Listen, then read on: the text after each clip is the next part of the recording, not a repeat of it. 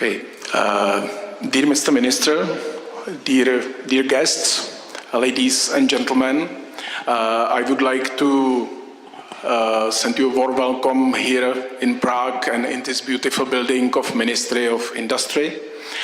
And just shortly introduce myself. I should be served today as your moderator, so I hope to do it well. I'm not a professional moderator. I'm managing partner of Grant Thornton here in Czech Republic. Grant Thornton is a global organization advising in audit, tax and advisory with more than 70,000 people around the globe, serving our clients in 150 countries. Here in Czech Republic, we have 500 professionals. And I think the reason why I was asked to moderate it is not the sheer numbers, but more the fact that our energy team is one of the largest and most experienced here in Czech Republic. We try to help our clients with decentralization and smartification of energy, new energy, but also the decarbonization. And I believe that hydrogen is one of the ways, one of the paths, and definitely I hope to hear it in the discussion today, on this way to decarbonization. And I think it's a very vivid topic. I spoke with some of the speakers in preparation for my moderation here, and everyone expressed the sort of uncertainty about where the development would go. But as all changes, all big changes, I believe that it's about risks and uncertainties, but at the same time about big opportunities for those who are bold enough to act and proactively invest and use this to shape the future, basically. So today we are here not at the conference, but at the dialogue, which I believe it's good. So please use this, and I encourage you, together with the organizers, to use this to ask, to challenge, to comment, and not to be just the passive listeners. And I believe that the more you put in, the more we all get out of this gathering today. Last but not least, few organizational matters. We should be, as you have, I think, your program in front of you, so we should be finishing today at around 5 p.m. There will be 4 sessions gathered around introduction and vision, around infrastructure, production and consumption of hydrogen. And in the in these initial speeches, which will be just in a moment, but in all the sessions you will have space to ask question after each presentation, at least one question. We will see how the time will allow us. And in the end, in the panel discussion, there will be a lot of space to ask questions. So please use it. Thank you, and let me now invite to the pult Minister Lukáš Vlček.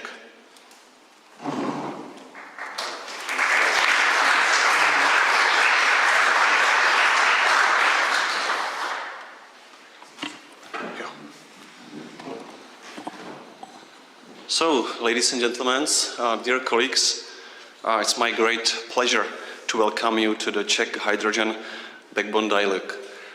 So I don't like a lot of phrases. I like real work, real products for people of this country. So I will be short. My opinion is that the hydrogen is the future. I think you know about our activities in the energy sector. It is not only about new nuclear power plants, it's not only about new renewable sources, it's not only about activities for leaving the coal by the year 2033. It all is also about our activities in grid systems, and not only about investment by improving of electrical and gas grid systems in the Czech Republic. And improving hydrogen in Czech Republic is also an important part of our strategy. So you know our activities in the last years. You know, for example, about the purchase of Net4 Gas by the Czech state, and it was a very strategic investment. Now we know that this purchase is a huge opportunity also for improving of hydrogen development systems. So, and we know and we want to build and use this opportunity in the future. Our goal is to cooperate with Net4Gas and international partners to establish European hydrogen corridors. So I think it's very, very important part of our strategy. It's improving of cooperation in Europe. And in the whole Europe, it's not only cooperation in our partners, I mean Germany, I mean Austria, Slovakia. So I mean we have to build the very, very strong system in the whole Europe.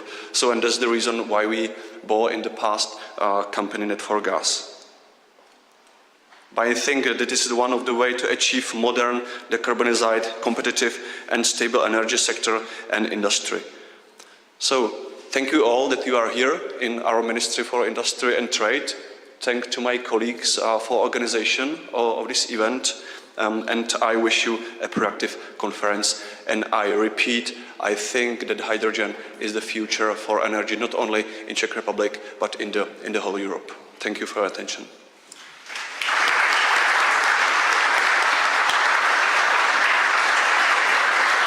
And now let me invite Michal Slabý, Head of Strategy of Net4Gas. Hello, good morning and welcome everyone. Good morning, Mr. Minister, and thank you for your welcome speech and for your remarks and insight. For us, it's extremely important, your presence here and your words confirming the role of hydrogen and Net4Gas in the development of hydrogen economy, not only in Czech Republic, but also in Europe. So later on during today's event, we will touch the role of state administrations in decision-making and in overall development of hydrogen economy. But anyway, it's also my pleasure to welcome on behalf of Net4Gas all of you. We are very happy that you accepted our invitation, and it's also proof that there is interest in hydrogen, which doesn't come as a surprise, but also interest in the role of Czech Republic in creating and developing European hydrogen backbone, or as say, European hydrogen ecosystem. So I'm also glad to say that we have today representatives among the whole value chain of hydrogen, not only us, TSOs or future hydrogen network operators, but also producers, shippers and future customers. I believe it will offer to us a more comprehensive view on the topic. But the main topic of today's presentations or event is discuss our vision and plans, as our plan is to have a first dedicated hydrogen pipelines for pure hydrogen transportation by 2030. So it's either repurposed pipeline, as in the case of Net4Gas, or partly newly built in case of others. And my colleagues will talk about this later on. And the main question is, as I said, by 2030, do we have still 5 years to go, or do we have only 5 years to go? We know that technically it's feasible, but we know it's going to be very challenging, because not only decisions made by us, TSOs or other operators, will have to be made, but also by other stakeholders. Very important for overall success. Here, let me stress one element, and this event is getting really international. Thanks a lot for this. So this is international cooperation and aligned approach. So we as a Net4Gas are part of 4 international initiatives, and despite of the fact sometimes we have different views on some ideas or something, but we can prove that we succeed already, and we believe that we will again succeed, and that our joint cooperation will result in joint application for PCI, PMI application later this month. I don't want to talk long, but when we consider this event, from the very beginning we knew what is the agenda or objective of this event and content, but we were not sure about the name of the event, and then finally we decided for dialogue, and Mr. Minister mentioned that already. So I also wish you a great dialogue, inspiring debate, be open, raise your voice, raise your questions, enjoy today. And last but not least, let me thank you to colleagues who made this event possible, and also Ministry of Industry and Trade for providing this fantastic venue. Have a great day, and thank you for coming.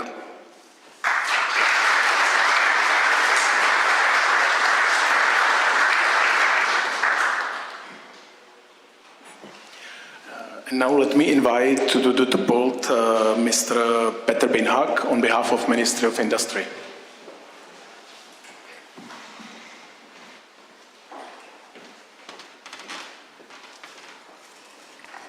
Good morning, ladies and gentlemen. First of all, thank you for the invitation, and I'm here today to present some, let's say, basic information about the Czech gas infrastructure and the ideas how we see in the ministry the pathway towards the development of the hydrogen infrastructure in the Czech Republic, how it fits into the EU build-up of the hydrogen market and the hydrogen infrastructure, and what are basically basic features of the current infrastructure, and where we see the potential competitive advantage compared to other member states, for instance. I will create kind of a bridge for Petr Mervar then to come up with the main points of the Czech national hydrogen strategy and how this should develop the whole sector.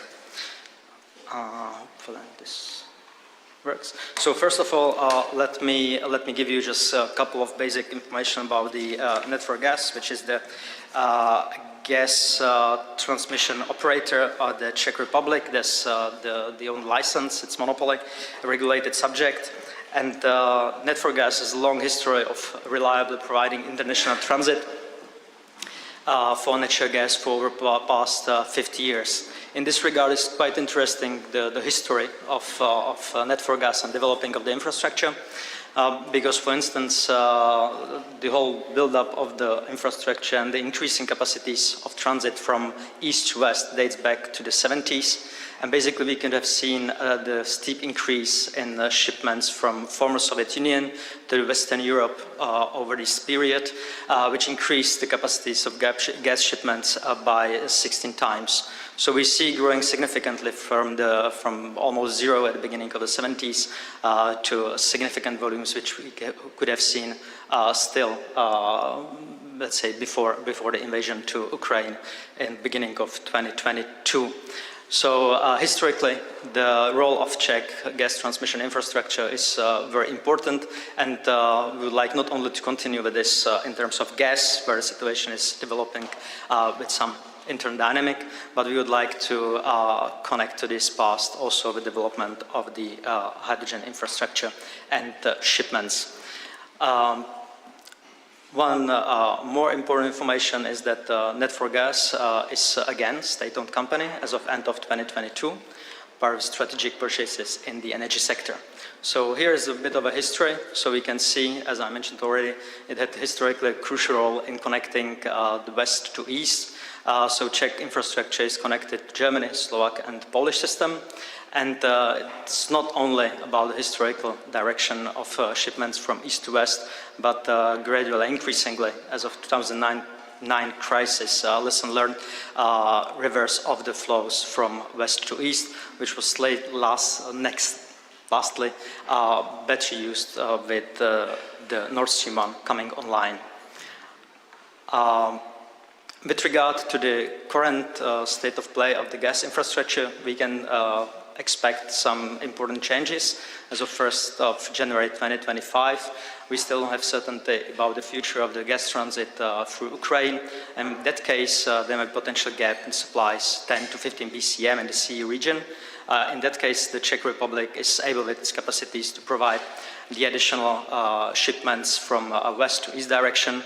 And in this regard, the role of the Czech transmission system operator will be very important. Of course, there are a couple of bottlenecks to make this opportunity a success story. One of them still in place.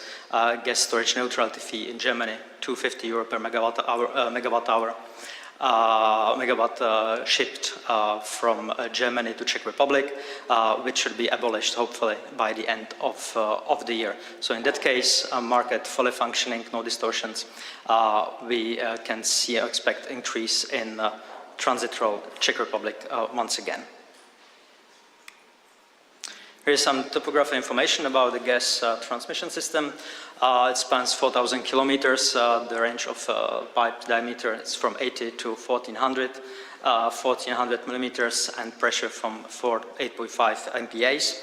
There are a couple of compressor stations, which you can see on the map. And here on the map, you can see quite nicely how it connects to the neighboring member states, from Germany, state of Saxony, to Bavaria, White House, and then to Poland at the far eastern North Czech Republic, to Szczecin, and Slovakia, the Lanžhot. The quite important feature of the transmission pipeline is there are 2 or even 3 pipelines next to each other, so which creates enough capacity and options, basically, how to utilize the different branches of the infrastructure with regard to development of the hydrogen infrastructure as well. With regard to the possibility to repurpose gas pipelines for the hydrogen transport, the first step should be readiness for blend of hydrogen with natural gas. This should be possible as of 2026. It's not only part of the obligations we are fulfilling under the EU directive adopted last year, but it's also preparedness with regard to the possible blend for purposes of transport. It's not only about gas quality, where member states need to comply with each other, let's say with the hydrogen and gas blend at the interconnection points, which is important not to create bottlenecks or obstacles to the internal hydrogen or gas market at the cross-border interconnections. With regard to the advantages of the Czech gas transmission system, it's mostly what I mentioned already. So it's about the variability and the number of pipes lying next to each other, which allows us to think quite constructively around which pipeline can be repurposed, which pipeline should be kept for natural gas. With regard to the overall capacity of the system, it's more than 40 BCM per year. With Czech consumption currently staying at around 7 BCM, there is still some potential for growth in Czech Republic, but even though there is no problem with the import capacities or even transit duties, as I mentioned a couple of minutes ago with regard to the end of transit across Ukraine, to repurpose also one of the branches and to use them for hydrogen. In the future, we may even see the situation where one branch will be for natural gas, one for hydrogen, and one is still possible to use, for instance, for the CCS, CCU transmission system, which is still kind of song of the future. But we are already, together with the Ministry of Environment, preparing a strategy for the CCS, CCU. With regard to the role of net4 gas, we are very much keen on promoting the role of net4 gas in the European hydrogen backbone. We think that the same role will be played in the natural gas infrastructure and system operation across the EU. It's quite important to fill the gap also with regard to the development of the hydrogen market, not only with regard to the transit, but also for being integral part of the market itself, which once gaining some momentum and competitiveness. We also hope that this will allow us to import cheaper hydrogen than what would be the cost produced hydrogen in the Czech Republic. Here what was already mentioned by Mr. Slaby, and these are projects for the PCA status. There are 2 projects from Lanžhot to Brandov and the other one to White House. So you can see that this should allow really the transmission from east to west, west to east, connecting prospective market with significant consumption potential in Saxony and Bavaria, but also providing shipment capacities further east, where it's expected to be flowing cheaper hydrogen from the west. It's also important to note where in the Czech Republic the key consumption centers are located, and they are quite in this case, it's quite suitable to use the northern branch of the current gas system. Here are some pictures how the Czech future hydrogen infrastructure fits into the European picture. From left, you can see the interconnection to Southeastern Europe, the potential of Southern Europe to provide hydrogen as well as to interconnect potential consumption centers. It's quite significant. Next on the right is CHC, where you can see the potential development project for Ukraine energy system, utilizing higher potential of especially wind energy in the western Ukraine, and again connecting to Czech Republic and Slovakia with consumption centers in Germany. On the bottom left, you can see that we can become also part of the Sunshine Corridor, connecting production centers in Northern Africa, this time utilizing the potential, especially of the solar energy, again, across Austria, Czech Republic, connecting the consumption centers in Germany. Last but not least, CHI, which could utilize the potential imports of hydrogen produced from the onshore, offshore energy in Baltic region. So you can see that it's quite important to see the Czech Republic, how it fits into the European narrative about the dedicated hydrogen infrastructure. And it's from our point of view, it's very important to have the Czech Republic on the hydrogen map as well. It's not about so much about if, but how fast. In this regard, we can't neglect the discussion about the regulatory framework, which is set mostly by the European Union, and how the regulatory framework for production of renewable and low-carbon hydrogen will look like, of course, together with the options of how to boost consumption of hydrogen. So I'll stop here. Thank you for your attention. Ready for questions if there are any. And happy to provide a bridge for presentation of Petr Medvard. Thank you very much.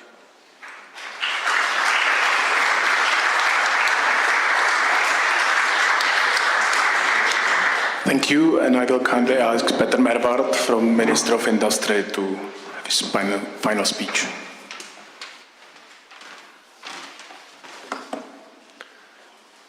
Okay, so ladies and gentlemen, welcome and good morning from my side as well. I'm waiting for my presentation, but definitely today I would like to show you how Czech hydrogen backbone fits into the Czech hydrogen strategy. And we have also a couple of questions which are in front of us, and I will try to address them. The first very crucial question is how these pipelines can help us to fulfill Czech decarbonization goals. And second question definitely is if it worth spend money for that. You know, if it's really good investment and if money which we spend into repurposing of pipelines is something which pays off.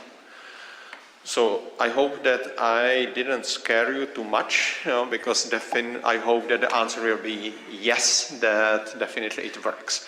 But let's start with the Czech hydrogen strategy. We approve it in the middle of this year, and I must say that it took us much more work than we expected. The reason for that is that our original estimate was that the strategy will be about electrolyzers, about using in mobility, and it's something like a straight way ahead.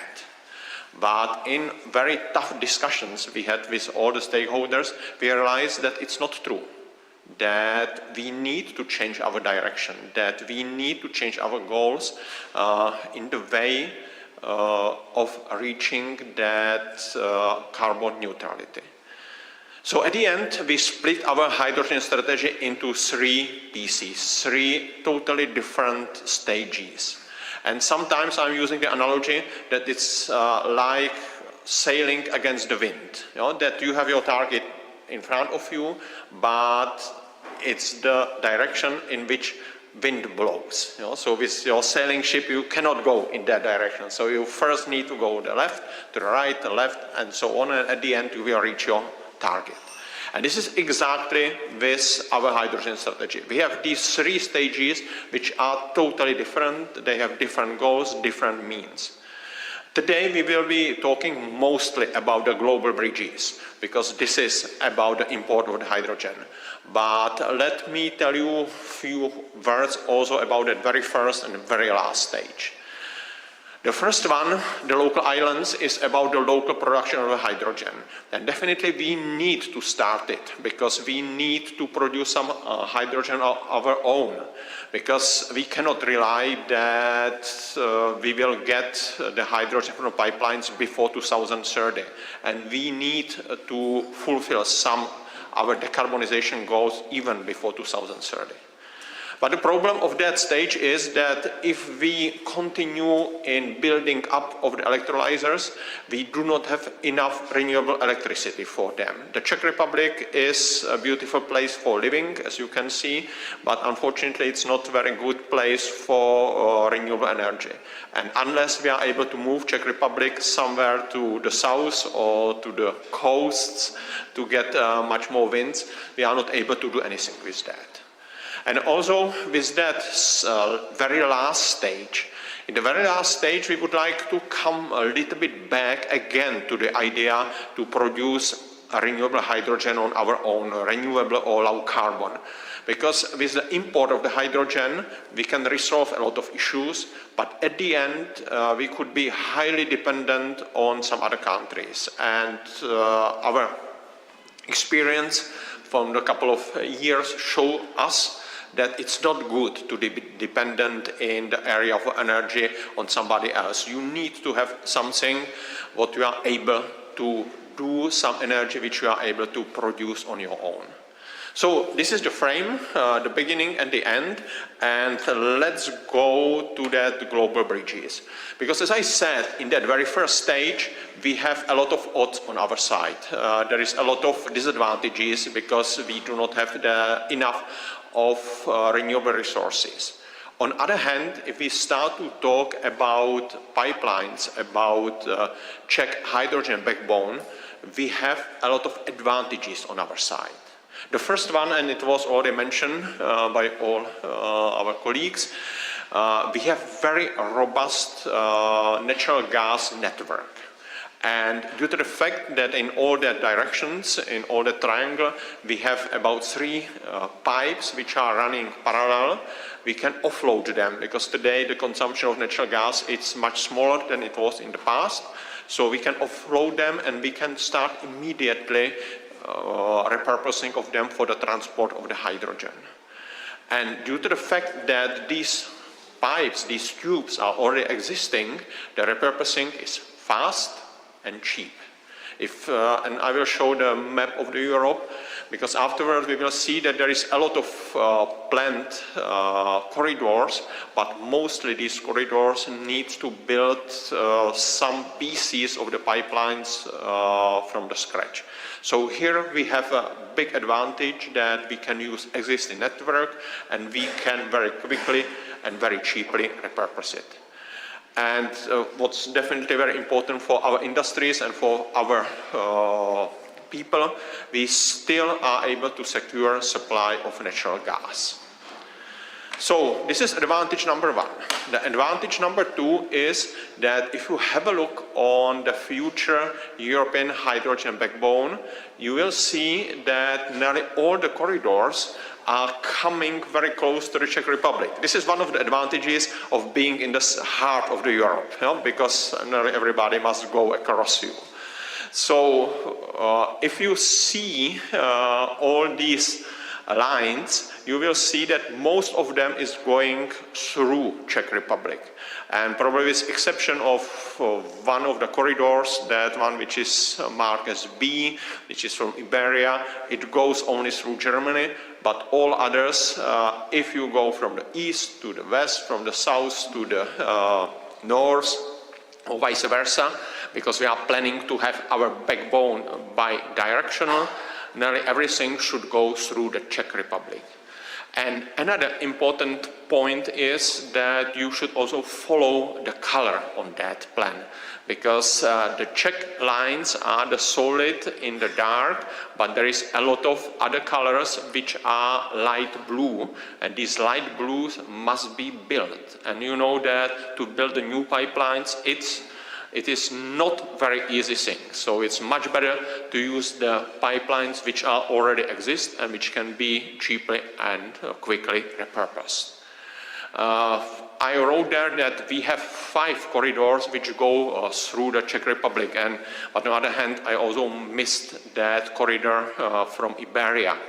But the 5th corridor is one which is not here on that map from European Union, and it's from Ukraine. And definitely we are, let's say, thinking about the connection to the Ukraine. I was already 2 times at the Ukraine, but unfortunately the discussions are a little bit now on hold, but our Ukrainian colleagues will not be forgotten, and definitely we will try to bring these pipelines as close to their border as possible.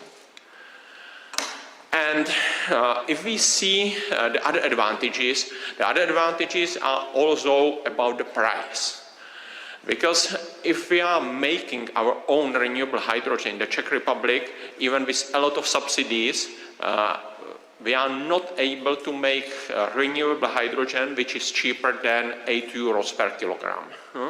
We did a couple of studies on that, and the outcome of that it's 8 euro or a little bit more. That 8 euro is if you have a good mix of wind and solar energy, and if we use some very strict rules of RFNBO, the price is even higher. On the other hand, if we are checking the price of hydrogen which could be imported, and we are talking about the price not on the production side, somewhere in Southeast or Far East, but if we are talking about the price on the border, the price should be somewhere between 3 and 5 euros. Actually now HITEP prepared some new studies, so it shows that the difference between the prices is even bigger, but we are now counting with that price from 3 to 5 euros, which is somehow achievable. Another important thing is the quantity of the hydrogen, because each of these 3 entry points has a capacity of 1.5 million tons of hydrogen. This is an unimaginable amount of hydrogen for us. Because today in the Czech Republic we are using 120,000 tons of hydrogen a year. So this is by magnitude more. But we believe that it will not be only for the Czech industry and for Czech mobility, that we will play that crucial role also in the transport of hydrogen between different countries, between different corridors.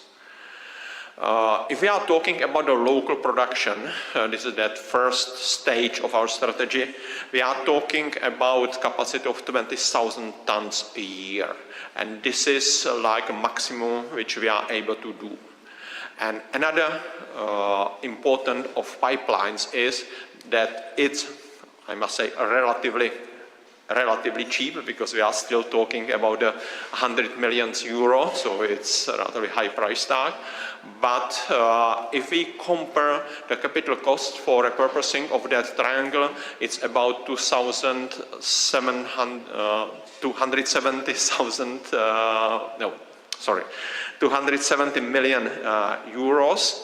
And if we compare it with the cost of building infrastructure for local production, for each 1,000 tons of hydrogen, we need about 32 million euros. Yeah? So if we would like to produce 10,000 tons, this is the same capital cost as for repurposing of the whole infrastructure, which brings us 3 times 1.5 million. You know? So you will see that it's totally different. On the other hand, not everything is good, because with all that infrastructure, we also need to bring it as soon as possible. But unfortunately, it seems that we are not able to bring any hydrogen by pipelines before 2030. On the other hand, that local production already started. And as I already mentioned, we would like also to produce some hydrogen on our own and not to be fully dependent on other countries. I'm coming to the end. That slide is showing what are the main places where we can use the hydrogen. The biggest consumer and producer of hydrogen is Orlen Unipetrol in the Czech Republic, and we will have some representatives here, and they will be talking about what they are doing and what are their plans for the hydrogen. The good thing is that it's very close to that future pipeline. On the other hand, other big sites of the consumption should be in North Moravia, which is a little bit far away from the pipeline, so we need to build some new pipelines going to the North Moravia. And now we are coming to the end to answer of my questions. So when I ask if it fits to the hydrogen strategy, definitely it fits. If I ask if it helps us, definitely it will help. In many of cases, the imported hydrogen is the only one solution for some industries, and definitely it worth to spend that money for transformation of the hydrogen pipelines. But it's not so easy, so this is the reason why we are all here, because we need your cooperation. We need to work jointly on these multinational projects. So the only way how to make sure that this renewable hydrogen comes to the Czech Republic is really to build together and create our not only Czech hydrogen backbone, but also the European hydrogen backbone. So, thanks a lot.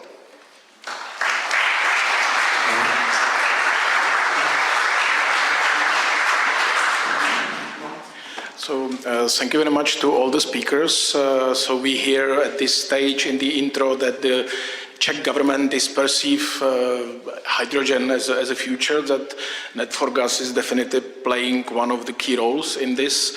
And then there are, of course, issues on the way, and there are some advantages we have, and time is matters. It's European-wide, and definitely export, as we hear, will be needed.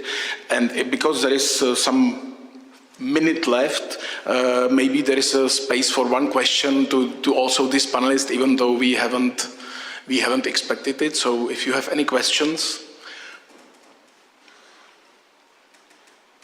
Not now, so it's okay. So again, thanks very much, Mr. Minister and everyone speakers. And now it's time for a short break, and we should be back at 11 o'clock.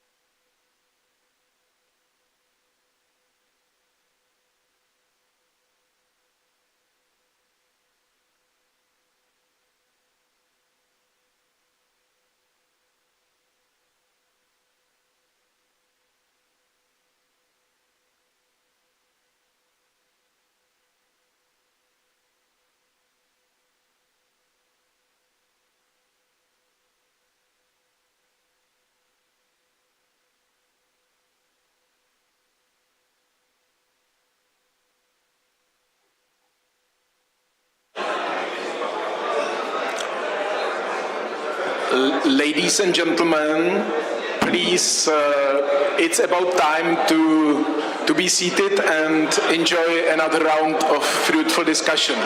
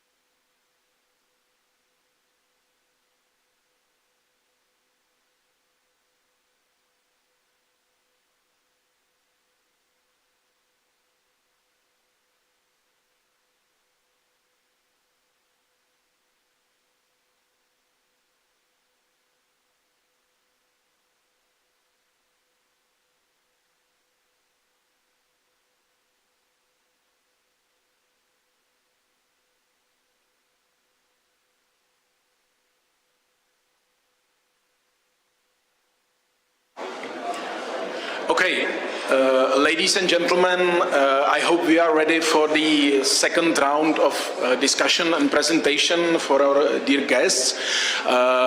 This time it would be about the backbone infrastructure, and so let me introduce first Mr. Shabata from Net4Gas, and please take your...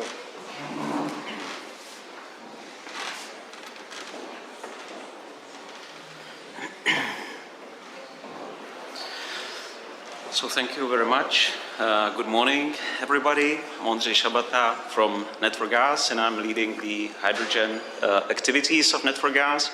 And I have a pleasure to start this panel with a presentation, Czech hydrogen backbone and its role in the emerging hydrogen economy.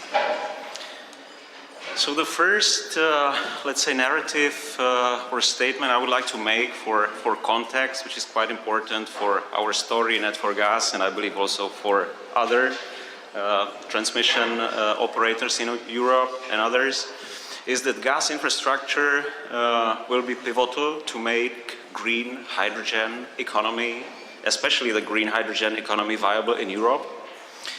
Based on, let's say, three main arguments. The first one is that we believe that H2 molecules will be required to support the decarbonization efforts by the electrons.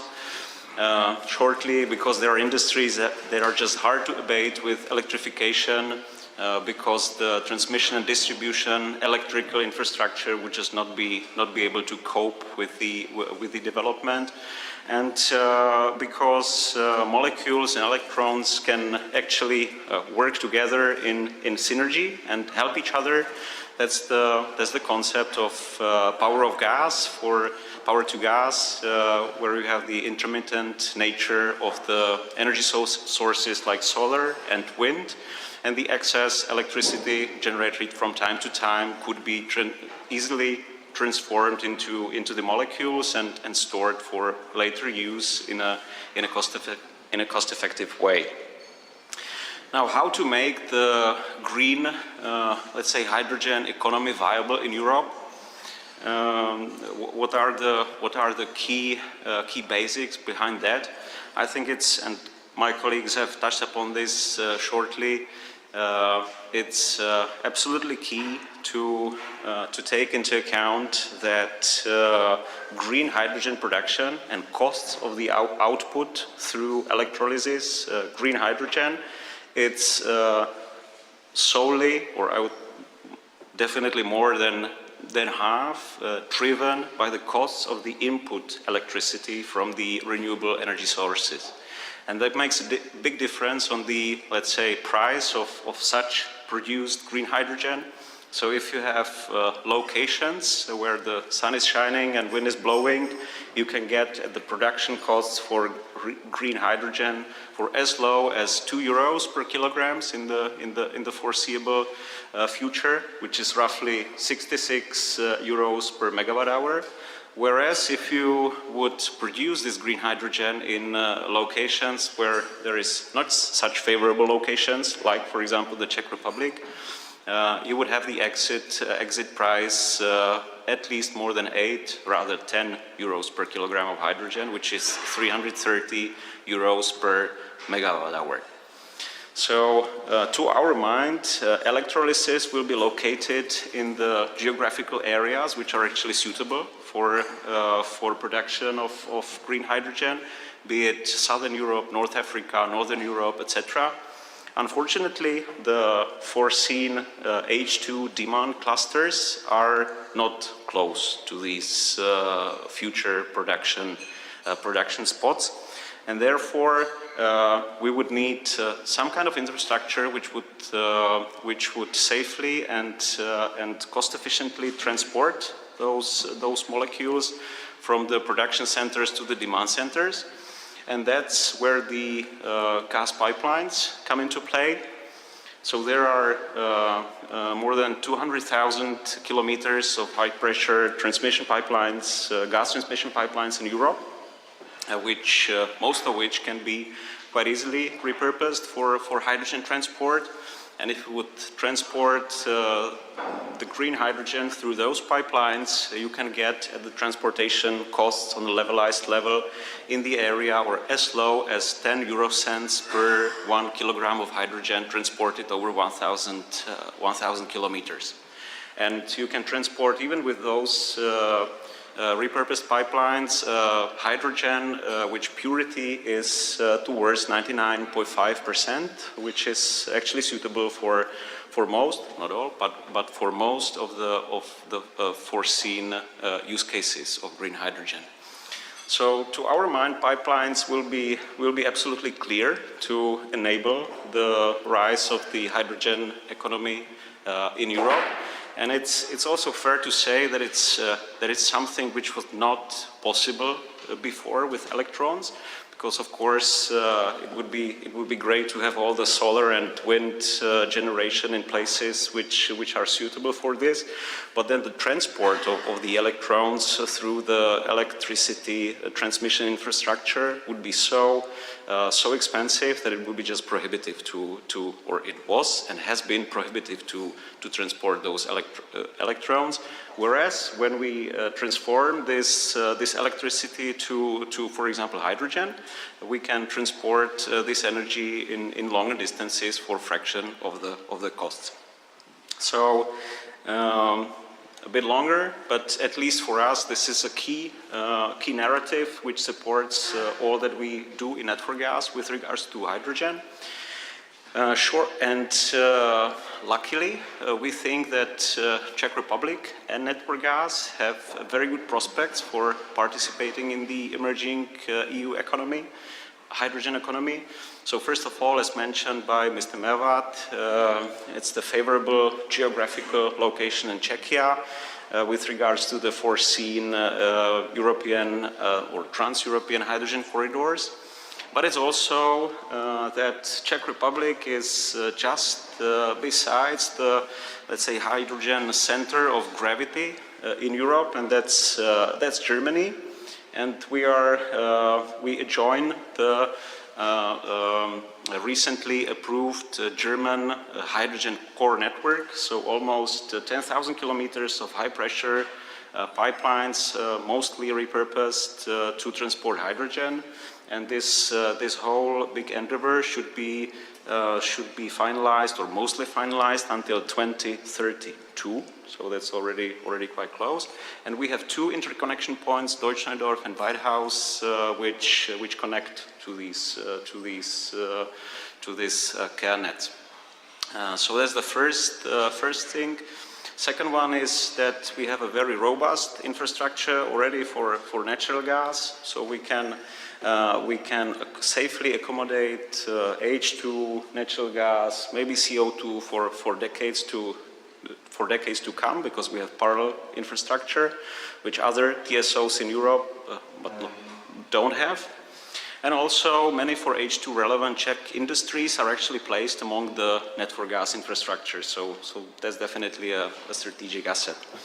Last but not least, transport of hydrogen via the existing network is the core of the Czech hydrogen strategy, as Mr. Mervat presented, and also under the new ownership, as was also already mentioned, hydrogen is seen as one of the key strategic pathways for Net4Gas going forward. So, to grasp this, for us, clear opportunity, we have established a dedicated hydrogen program within Net4Gas already in 2021, which I've had the pleasure to be leading. And let me now share some of the outputs of all the hydrogen endeavors we have been looking into. So the first one is the overall strategy, how we are thinking about building Czech hydrogen backbone, or at least the first step of the future Czech hydrogen backbone. So we plan to repurpose two pipelines, one in the west, roughly 160 kilometers of predominantly 1400 millimeter pipeline connecting cross-border points Deutschneudorf and Weidhaus. and also the Northern Pipeline, which would connect Deutschnordorf and Landshut with roughly 400 kilometers of predominantly DN 1000 millimeter pipeline. Needless to say that all of this infrastructure depicted here is 100% repurposing of the existing gas infrastructure, and in the initial years should provide a shared capacity of roughly 6 gigawatts or 144 gigawatt hours of hydrogen per day. But that's just a view of the Czech Republic, and it would be useless if we would not cooperate with other partners within Europe, because even if we are close to Germany, the production spots are not in, or will not be in Czech Republic or Slovakia or Austria. It will be much further away. And because of that, we have started quite early to form and developed international corridor partnerships. And currently, Net4Gas is present in, or is driving, or being part of 4 corridor partnerships. The first one is and the most advanced one is the Czech-German hydrogen interconnector, connecting northern and southern Germany.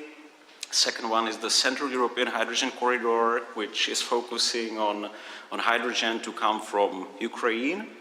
Third one is Southeast European Hydrogen Corridor, which focuses on green hydrogen produced in the area of Southeast Europe, mainly Greece. And the last one, Sunshine Corridor, aiming at bringing hydrogen to Western Europe from North Africa. Of course, not each of the corridors is in the same stage of development, but at least 2 of them have already achieved some recognition, namely in the view of the so-called projects of common interest and so-called PCI status given from the European Commission. That's the CGHI and CHC. And we regard this as a great success of our endeavors, because in the High East region for similar infrastructure projects there were more than 50 applications, out of which 4 were given the PCI status, and two of those 4 you can see on this list. So that gives us a notion that what we're doing makes sense, and it's not just a paper exercise, but might materialize actually in the future. So that was on the strategy side. Now let me briefly talk also about the technical stuff, how we actually plan to realize this repurposing from the technical perspective. How far are we in the certainty that it will be actually possible? So I'm happy to share that the technical concept for the Czech backbone is nearing finalization. Across all of the topics we have been working on for quite some time. It's a great variety of topics, from component types like line pipes, station pipes, of course valves, but also different kinds of technology like commercial metering, compression, but also a lot of safety related topics like, for example, fire detection, safety zones, and last but not least, very important and a topic which would be quite different to what we know for natural gas is how we would do the maintenance activities on this hydrogen network. And as you see on this slide, most of the buckets are actually in dark colors, which means that we're done there. We have a solution which is either confirmed by the suppliers' norms, quite extensive material testing programs we have performed so far, or confirmed through our own experimental exercises in our small testing polygons, external studies, etc., etc.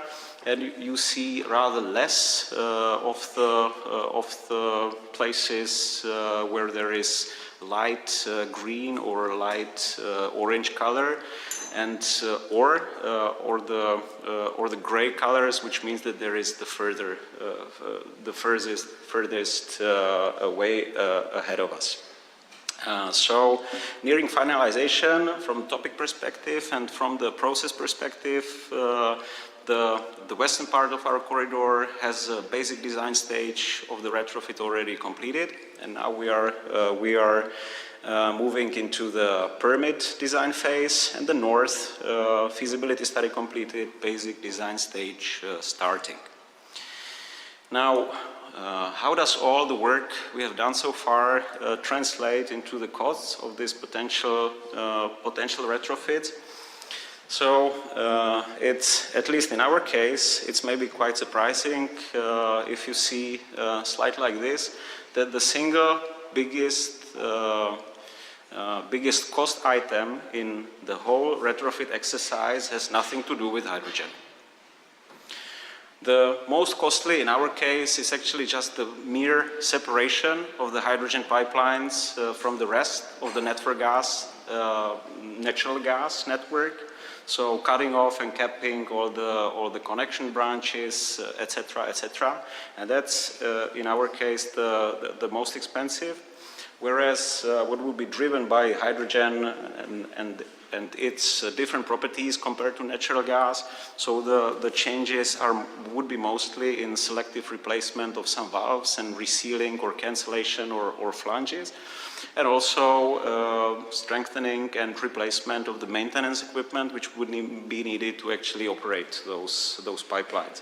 Talking about a fleet of mobile compressors, flares, and also nitrogen inertization units. And because of all the work we have done, it's not just about these retrofit cost items, but especially about the final number. So in network gas, if we look for the costs of retrofitting the two lines, west and north, and compare it with others in Europe, we can say that the capex per retrofitted kilometer is estimated, and it's already in a basic design or close to basic design stage, is estimated and roughly 1/3 of the Western European benchmarks, and less than 1/10 if we would need to build a new infrastructure. So we're pretty confident we can do these retrofits in a very cost-efficient manner. And last slide, because I have only 1 minute left, is what is still ahead of us. So in terms of the repurposing schedule to be ready until the end of 29, that's pretty clear, progressing in the different design phases, going through the permitting, EPC and material supply, tenders and supplies and construction, etc. That's what we normally do and what we are quite good at already. But to make this hydrogen opportunity a reality, we still need to work on some strategic table stakes which are completely essential for us to make any investment decision. And the most important out of those is the regulatory model for H2 networks, which is currently missing in Czech Republic. It's also missing elsewhere, so it's not a critique. And besides Germany, and therefore the next year we would like to spend with the Czech regulators and others to actually define the model, which would ensure, of course, a reasonable return on the total value of the assets in scope, so not just on the costs for the retrofit, but especially on the residual value of those assets being repurposed, and maybe even more importantly, to bridge a potential tariff mismatch during the initial ramp-up phase. What I mean by that, it's clear that this is a pretty robust infrastructure, and the hydrogen economy would be just quite nascent in the first years. So in the first years, the utilization of those pipelines would be rather low. And somebody, even if the utilization is low, would have to pay for these quite strategic investments. So that's what the regulatory model would need to cover. And last but not least, if we don't do it, as I presented it, I think the business case is pretty clear. But we are not the only ones who think that this is a good idea. So there are others in Europe which are in direct competition to our Czech hydrogen backbone. So if we don't act fast and if we don't adhere to this schedule, there is quite a big risk that hydrogen will come, or this kind of imported hydrogen will come around Czech Republic, and Czech Republic would be left with just producing hydrogen for 10 euros per kilogram on its own. So with this concluding remark, thank you very much for your attention. I'm looking forward to talking with many of you, hopefully, during the conference. Thank you.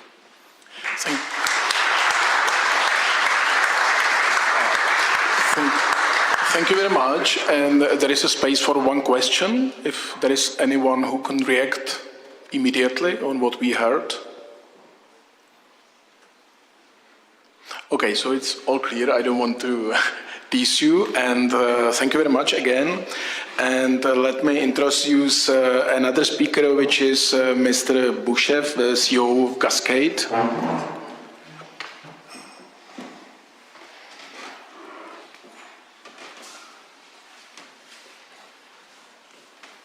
Yes, thank you. I think, no. Okay. It was already said this morning, we need the energy transition, and I think this is unchallenged and undoubted, and hydrogen shall and will play a big role in it. We already heard it this morning from the minister, and I'm as well fully convinced that moving around renewable energy, what will be one of the major challenges from our new nice energy system, is one of the key topics. Maybe I myself am a little bit biased because coming from a gas transport company, from a pipeline operator, molecules are definitely the better choice compared to electrons. And all of you wouldn't be here today if you would not have the same favor for the molecules, especially the hydrogen molecules. So the only open question now, besides the commercial topics we heard a little bit about pricing this morning, is, well, where does the hydrogen come from? Where does it go to? And how does it get there? A lot of times when discussing these topics, it's a little bit forgotten that we can't close down our countries for repurposing or remodeling, and then, let's say, reopening in 2030, it's usually a popular date which is named, but we really have to think, okay, where do we come from and what do we do in between? And so with all the repurposing, I think what do we do in between is quite of importance because, well, repurposing takes time, and in parallel, this winter, it's getting cold outside, you as well would like to use gas and not wait for 3 years and then switch from gas now to the hydrogen. And so where we as Cascade do come from is seen here, operating high pressure pipeline grid through Germany, and what you already see, these pipelines in the east, 2 lines, in reality we're talking about 3 steel pipes, they as well, and I think we share this with Net4Gas. We have some space in it, let's call it, so some idle capacity. Therefore, they are as well pretty much prone to be repurposed and more or less immediately being used for new purposes like hydrogen transport. And here again you see close, everything is, it more or less works. But not all the infrastructure does work as well as a gas infrastructure does. So you see at the border from Germany to the Czech Republic, it gets quite dense there in the region of Olbernhau. So we as not only come from a gas grid, we as well come from a joint gas grid and deep cooperation with our Czech colleagues from Net4Gas. If you now have a little bit broader look As well, it's interesting to see on the one hand, and this as well was mentioned before, Czech Republic is pretty much in the center of this European hydrogen backbone grid, and you see the strong interlinkage between Germany and Czech Republic. But as well, what's important to see here, if you look to the colors, and already before it was from the ministry pointed out, the colors in this regard are quite important. Here you see a lot of yellow color, but as well in Czech Republic as well as in Germany, a lot of dark green colors. Dark green is the repurposed pipelines, existing pipelines, yellow ones, the newly being built. And it was already mentioned that if you can repurpose a pipeline, well, it's fast because it's already laying in the ground. It's, I wouldn't say cheap, but it's comparably cheap to newly building a pipeline. Spending millions is still some effort.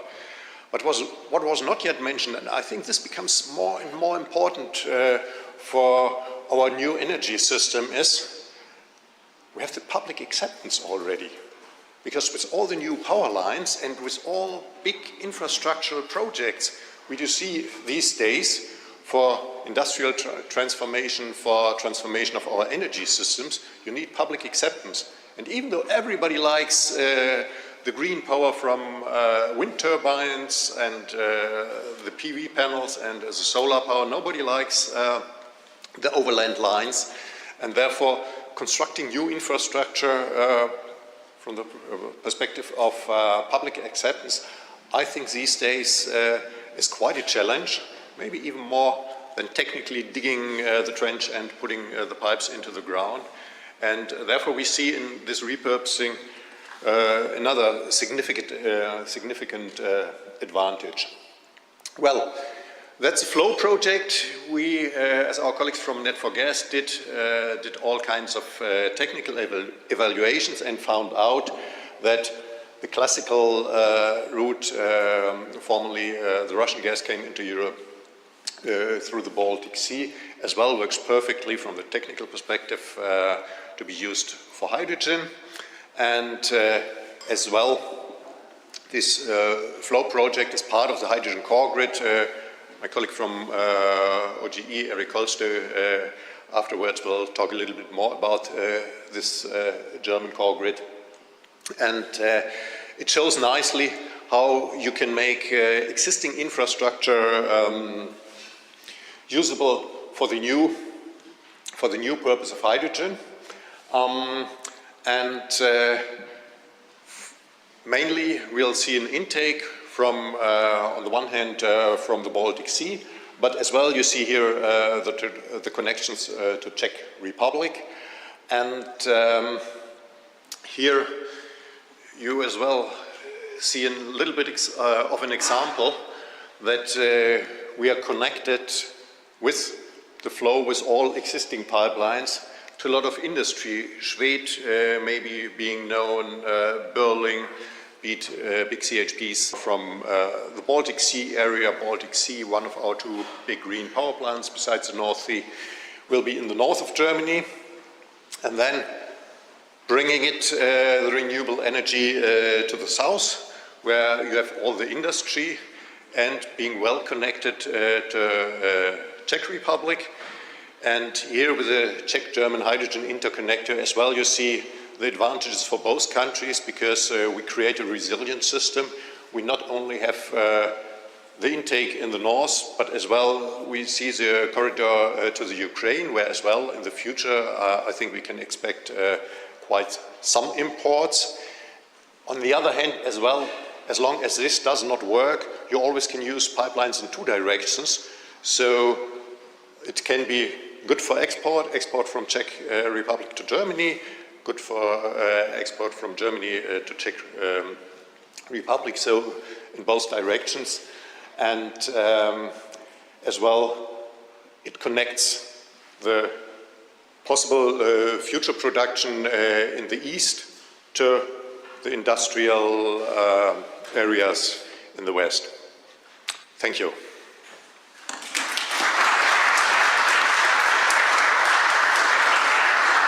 Thank you very much. And there is again space for questions, if there are any.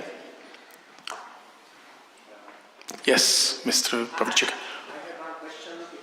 Maybe if you wait for the microphone, if there is just for everybody to hear, we can hear you here well. I have a question about the connection of your pipeline from Hamburg to terminal, because we are now in some project where we would like to build an import terminal for green ammonia and then also use green hydrogen in network. But on all your slides, all pipeline is starting or finishing in Rostock. Will you be also connected to Hamburg? The charts, the pipelines I've shown here are definitely the eastern part of Germany. It's Rostock and Lubmin. Lubmin, the historical point, Rostock being a harbor. And I've shown this because I didn't mention, but the flow project, we start with repurposing, or with, not with repurposing, with using it for hydrogen in 2025, so next year's. We did all the technical investigations, everything worked out, so this will be very quick. By next year we can we fill the pipelines with hydrogen. The connection to Hamburg will be part of the core grid, and there Eric is talking a little bit later about as well about the time schedule of the core grid. But the eastern part of the hydrogen infrastructure, the flow pipelines, will as well be connected to the west via the core grid. Okay, thanks for the questions. Thanks, Mr. Busche. And let me now invite to the panel Mrs. Katerina Kovalenko, Head of Strategy of Gas TSO Ukraine.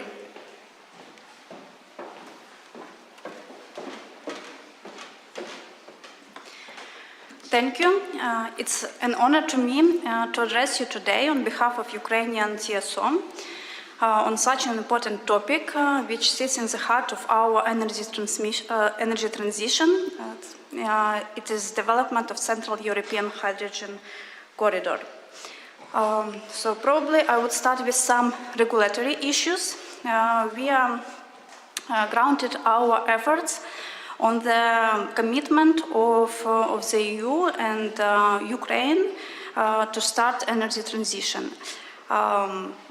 There are several documents such as Green Deal, 10E regulation, REPowerEU plan, which have laid a foundation for establishment of hydrogen network across the whole Europe.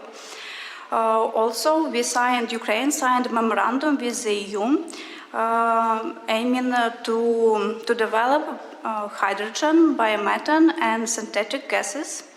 Also, we have approved energy strategy which is aligning with these documents and which sets some milestones for the hydrogen production and for the hydrogen export.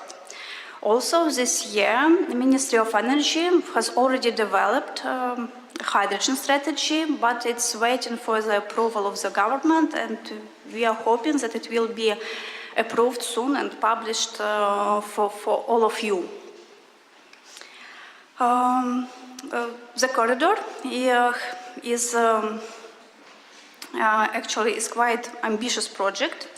It's designed to transmit 1.5 million tons per year, with the length taken in account Ukraine part is 1,350 kilometers of length.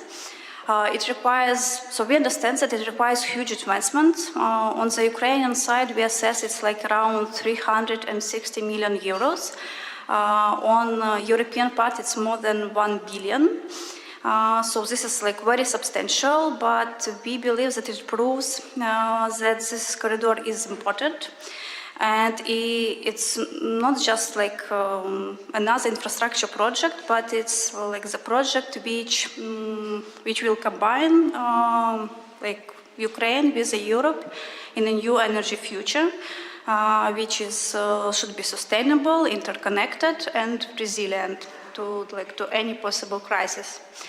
We also received, during the first PCI-PMI list, we received generic status, and our aim is to submit for the second round of PCI-PMI status, and I hope that it will be successful. But turning the vision into reality faces a lot of technical and business challenges. And from the technical side, we chose one of the lines of our progress pipeline to be retrofitted into hydrogen. So we need, so our next step is to make technical feasibility study on the possibility to retrofit it, also on the assessment of compatibility of our valves and peaking stations. We think that we will need to upgrade one of our compressor stations or maybe replace it to make possible transmission of hydrogen. But we believe that it's quite expensive, but we believe that the investment of this project is very positive and promising. The heart, the core of this project is repurposing of existing infrastructure, so it helps to decrease the cost of investment and decrease the levelized cost of transmission. According to our estimation, average levelized cost of transmission will be somewhere in between 0.10 up to 0.15 euros per kilogram per 1,000 kilometers. So this is like in the range of European hydrogen backbone. But we have a lot of challenges and prerequisites for the success.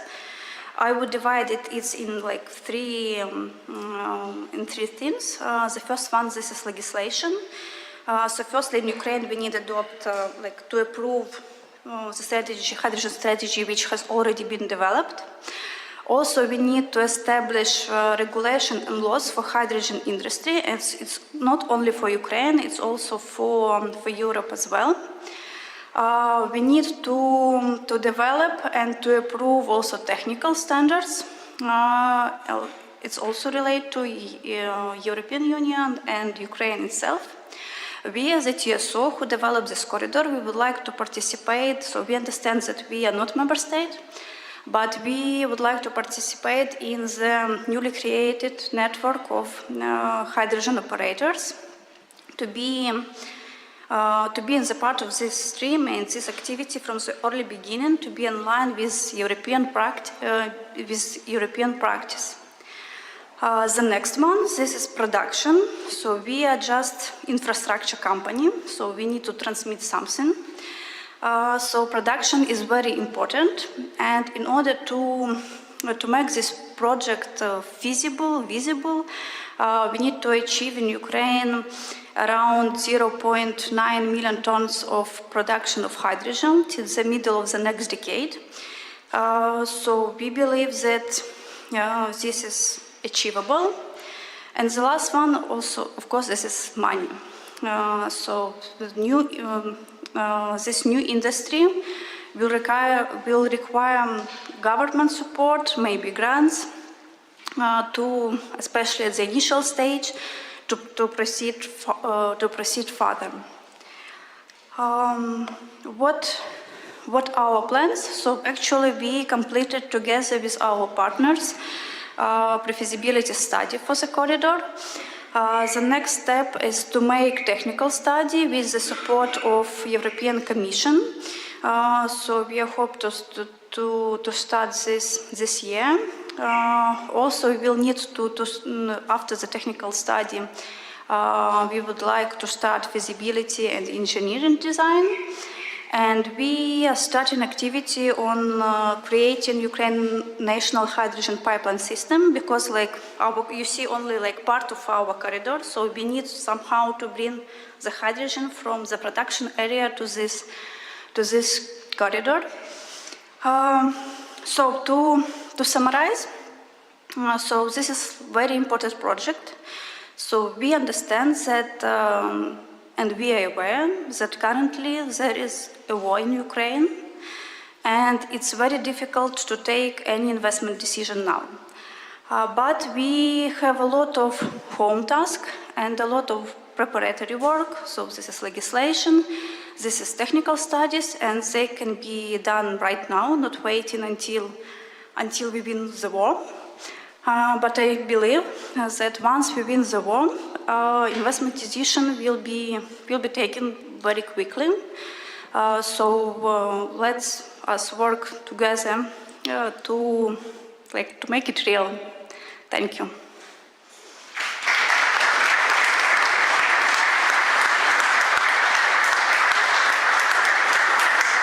Thank you very much. And again, we have time for one question. If none at the moment, thank you very much. And let me invite to the pult Mrs. Margareta Galli, CEO of DESFA.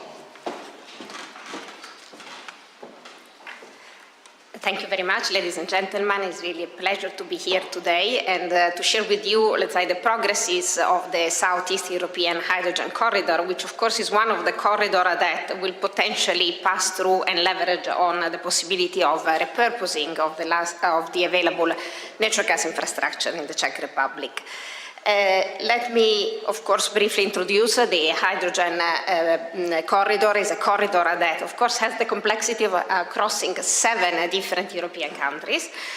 But at the same time, let's say, one of the advantages is that these are all 7 European countries, and so it's certainly a corridor that is totally domestic when it comes both to to production as well as to transportation of hydrogen. The project, let's say, the corridor is an initiative which is promoted by 7 European TSOs. Some of them, of course, as you have seen, are already involved in other corridors for which there are, of course, some significant synergies because, of course, then we are not going to duplicate the pipelines through Czech Republic or through Slovak. The 7 TSO, of course, are the one along the corridor from Greece to Germany, Greece, Bulgaria, Romania, Hungary, Czech Republic, Slovak, Czech Republic, and finally Germany, which is expected to be, of course, the largest destination and consumption market for our corridor. One of the challenges of the Southeast European corridor is not only the length that you can see is, of course, above 3,000 kilometers, but also the fact that the percentage of repurposing is relatively low. We are talking about something in the range of 25%. This is, of course, a potential disadvantage cost-wise, but at the same time is also a potential advantage in the sense that we don't have the issue that Christoph was mentioning before of thinking on how to develop the hydrogen infrastructure while at the same time keep serving the natural gas markets. We will have most likely, at least when it comes to Greece, Bulgaria, and Romania, parallel infrastructure that are being developed from scratches. I will go a bit faster with respect to where we stand. Of course, we are all at the very beginning, but at the same time, 3 of the projects that form the Southeast Hydrogen Corridor are already projects that are part of the list of PCI, the first PCI PMI list, and now we are working together among the 7 TSO to jointly submit, let's say, the other project and to reconfirm the existing PCI in the current submission wave by the European Commission. Let me start focusing a bit on, of course, on the starting point on Greece. Greece has, let's say, the rationale for Greece to be part of this very significant initiative is the fact that as a country we see a much more significant potential for production of hydrogen than for consumption of hydrogen. Of course, both Greece and Bulgaria, in particular for wind, are blessed by a lot of sun and wind, which cannot be exploited for the electricity production. We are already suffering negative prices and curtailment, so we are sooner reaching a cap with respect to the possibility of exploiting these natural resources only for electrons production. And therefore, let's say, renewable developers in these countries, in Greece in particular, are looking with great interest in the possibility of developing new dedicated renewable capacity for export toward consuming countries along the route, and in particular toward the German market. With respect to our hydrogen backbone project, the project has already been included in the defense PCI list, is a 570 kilometer pipeline with a total initial transportation capacity of 80 gigawatt hour per day, and is going to be connected with a dedicated hydrogen project that our partner Bulgartransgas has also submitted and has also been recognized as a project of common interest. Let me say something that we think is quite relevant, because we wanted to assess the potential for this initiative, both in the context of demand supply as well as in the context of cost competitiveness. First of all, demand supply, let's say the potential for export of Greece based on the design of the hydrogen backbone, not on the potential of production, we estimate to be in the range of 20 terawatt hour per year, which, as you can see, is a very small portion with respect to the total demand, the combined demand along the route, and including, of course, the German demand. So first of all, we see that there is space for this production. There is, and this is an important message for the potential producers, and later on I saw that there are our colleagues from Hellenic Hydrogen that will explain also the effort vis-à-vis the production side in Greece. So we have potential, we can cover a stake of a demand, and what is important is also that we can cover it at cost that are reasonably competitive. Of course, we are looking at 2020-40 prices, we are looking at the trend in decline of the unit cost for renewable, but mainly for electrolyzers. But we have been looking at what is the delivered cost to Germany of green hydrogen produced in Greece, with different combination, of course, both considering green hydrogen totally produced in Greece with an optimal mix of renewables, as well as integrating it with import of green energy, either electrons, ammonia, or hydrogen from Middle East.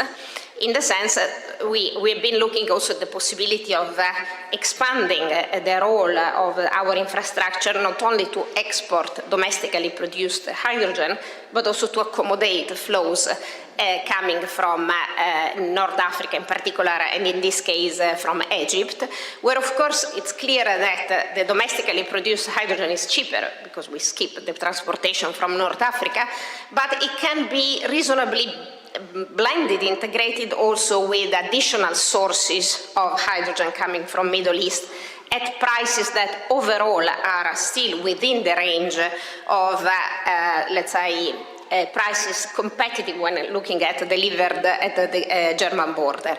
The other important message for us has been that, of course, for Germany, we are not the most competitive source of hydrogen, that is clear. I mean, we are quite far away, but we are not dramatically less competitive than other sources. We are well within a range of cost, levelized cost in 2040, that is comparable to the one of other sources of hydrogen coming from North Africa, through Italy and through Spain.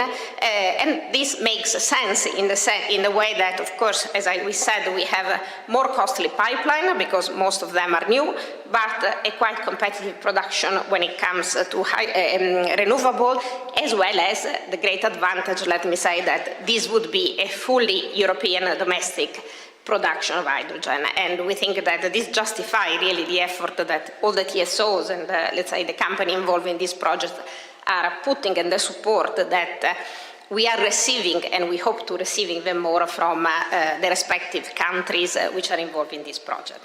So thank you very much, and hope we will see the step forward on this corridor in the future.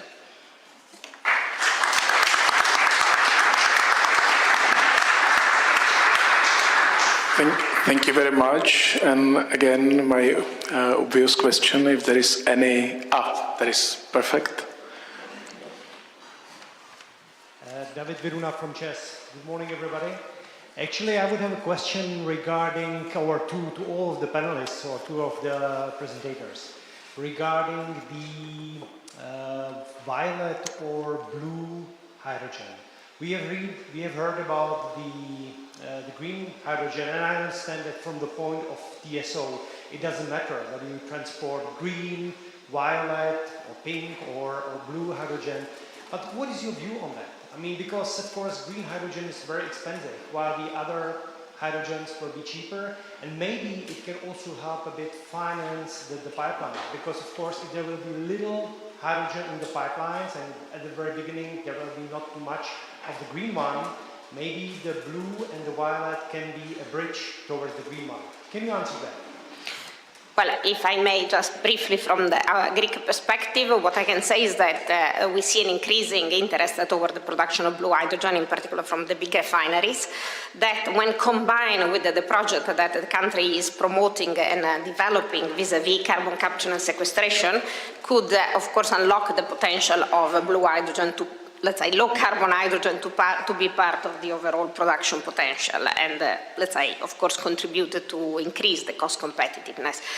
But I see blue hydrogen in the context of the development of CCS. Yeah, maybe as well a brief question, a brief answer from my side. In general, I think it's one needs to take into account that the color is not a property of hydrogen, but the property of the production of this gas, this special gas.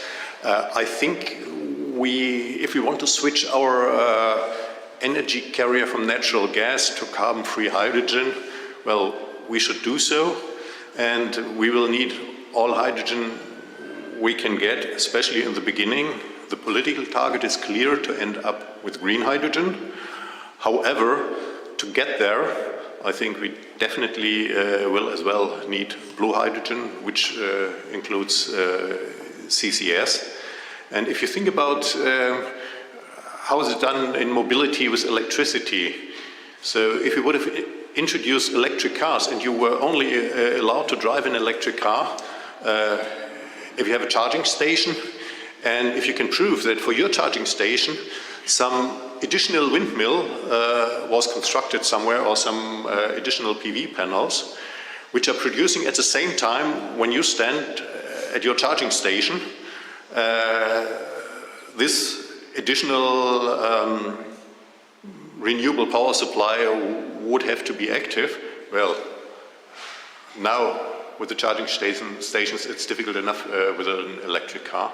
Therefore, I think there as well the strategy should be in parallel move the energy carrier from natural gas to hydrogen, and at the same time, with a perspective, try to make the hydrogen as green as possible. That's the same as we do with power, where we as well still use the power we need for our industry, and at the same time, in the perspective, try to make it as green as possible. Okay, maybe other comments from Mr. Shabata or Mrs. Kovalenko? Maybe if I may just shortly, which is maybe forgotten, but quite a big endeavor would be just to fill all those pipelines. I mean, we are talking about thousands of kilometers of big pipelines at least 40 bars. Germany, 10,000 kilometers of high-pressure pipelines. I mean, just to fill those pipelines with hydrogen, that's already, you would need quite a lot of hydrogen, and of course the question is if filling it with green hydrogen for I don't know how many years or month is the best solution to do. Maybe just filling it with some other color might actually speed up the whole process to keep the hydrogen flowing. Would like Mrs. Kovalenko also some comment on this, or? So of course, like from Ukraine point of view, I mean, when we have had a quite huge amount of nuclear electricity, so we would like to that EU consider not just green hydrogen but also other types of hydrogen. So this is like obvious from from our side. But now we have a little bit different situation, and so we need to be clear about all our goals and to provide clear guidance for investment. So if we have time, so then we should concentrate on the green hydrogen. If we need to make very quickly, maybe alternatives could provide some, I don't know, maybe some additional years where we can have additional hydrogen which is cheaper, which is more affordable for consumers, and maybe it will, and maybe more people would believe in this story, because now a lot of people is still skeptical despite all we are doing now here. Great. Thanks for the questions, thanks for the answers. And now I kindly ask the panelists to, and kindly invite other four panelists, because there is not so many seats here, so Mr. Nukovic, Mr. Kolsta, Mr. Jirovsky and Mr. Moučka to just take part. And maybe at the same time, I would invite Mr. Nukovic right away to share with us his presentation. Thank you. Thank you. Good morning, ladies and gentlemen. So I would like to say a couple of words about our plans from Ustream perspective on our hydrogen future. Nevertheless, I would like to start with a short introduction of Ustream. We have more than 50 years of history in transportation of natural gas from east to west. So thanks to our geographical position, mainly Russian. Nevertheless, in the recent decade, we implement a series of projects which made our network more flexible, connected to all our surrounding countries and transmission systems. Bidirectionally. So currently we have quite a robust system with quite high capacities around the whole territory, in spite of the fact that current utilization due to Russian aggression in Ukraine is only a portion of transportation volumes from the past, and there is still question mark about what will happen after 1st of January next year. And this is one of the drivers why we assess our future, including carbon neutral and hydrogen future. Now I have a couple of slides which I call eternal truths about molecules and hydrogen, and they were partially mentioned by my predecessors. So it's quite clear that final solution of carbon neutrality will be combination of electrons and molecules, but there are several facts and claims which made us believe that molecules will play important, maybe focal role in future energy mix. So molecules can be stored in huge volumes, unlike of electrons. Molecules has big energy density, and third big advantage is that we have quite a robust infrastructure which can be utilized for repurpose. It was already mentioned that repurposing is much more economically viable compared to build completely new pipeline. It was proven, Mr. Shabata told it according to their internal investigation. We in Ustream made some analysis which also correlates with results of Markoga study, which I would like to draw your attention to, where there is comparison what are capex needed for repurposing of existing infrastructure, either for hydrogen blend or pure hydrogen compared to newly built pipelines. And I suppose that results of that study correlates with individual findings. And below on the slide I have comparison pipelines versus cables, which I suppose confirms one of the key points that energy density of molecules and economical viability goes for molecules. There are several carbon neutral gases, but hydrogen seems to be the most important because year by year new and new strategies and estimates of demands brings more and more estimate of demands of hydrogen in upcoming decades. That's why we believe that hydrogen is the molecule #1 for the carbon neutral future. Well, it was already mentioned, according to European Hydrogen Backbone Study, there are several corridors how to get hydrogen to Europe. For us, for Eustream, thanks to our geographical position, A and E corridors are important, so north of Africa, East and Southeast Europe, and mainly Ukraine. In a study of Clean Hydrogen Alliance, this corridor is named Eastern Hydrogen Corridor. We believe that Ukraine has excellent prerequisite to become large-scale producer of green hydrogen in the future. On the way to Western Europe, there are existing pipelines which can be repurposed. So for Eustream, Ukraine is one of the most important source in which we rely on in our future thoughts on hydrogen. Our philosophy is that we would like to be ready for whatever will come in the future. So we are part of all initiatives which for us make sense. Central European Hydrogen Corridor, Sunshine Corridor, H2EU Plus Store, and CHIC. And our philosophy also in practical manner is that we would like to do everything what is for the moment economically viable in order to be prepared for next steps when the momentum comes or when there is break-even time for, let's say, implementation or for further steps. Good news are that our major project, we have several hydrogen projects, but our major is to repurpose one of the pipelines from transportation of natural gas to hydrogen.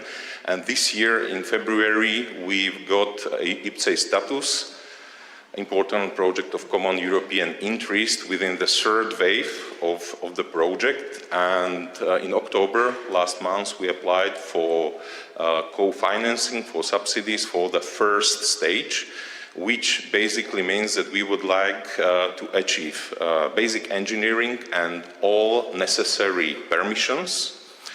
And it includes also all collateral activities, for example, confirmation of outcomes of our internal studies. Well, the project was named Hydrogen Infrastructure Transmission Repurpose, which sounds very sophisticated and complex, but it's difficult to pronounce and not easy to remember. That's why we a little bit rebrand. And ladies and gentlemen, I'm proud to introduce to you Slovak Hydrogen Backbone. The basic idea behind this is very easy. As I said at the beginning, we have very robust infrastructure consisting of 4 to 5 parallel big dimensional pipelines. So it's quite easy under current circumstances for us to dedicate one of that pipelines for pure hydrogen. Overall length within the territory of Slovakia is almost 500 kilometers, and vast majority of that length creates pipeline with diameter 1200.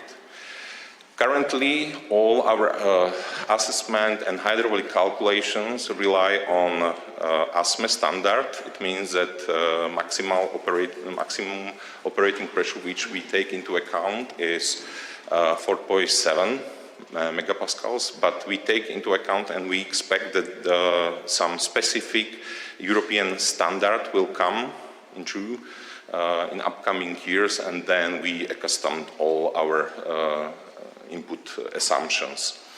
Except of the pipeline, we take into account also new metering station at Slovak-Ukrainian border, and also 2 new compressor stations are included, one in eastern part near the border with Ukraine, and one near the border with Czech Republic and Austria, and in western side of Slovakia. So taking all this into account, we are talking about capacities from east to west, 2 million tons of hydrogen per year, and from west, south to east, means from Czech Austria borders, 1.3 million tons a year. Being a part of CIC initiative, we added also a part, Slovak-Hungarian hydrogen corridor. Basically, for us, it means brand new pipeline in parallel with existing interconnector with Hungary, about 19 kilometers diameter, 800, and capacity, which we expect is something less than 1 million tons a year. On this slide, I have assessment or estimation of demand for hydrogen in Slovakia. Currently, almost all hydrogen is produced as gray from natural gas and is used as a feedstock for industrial purposes.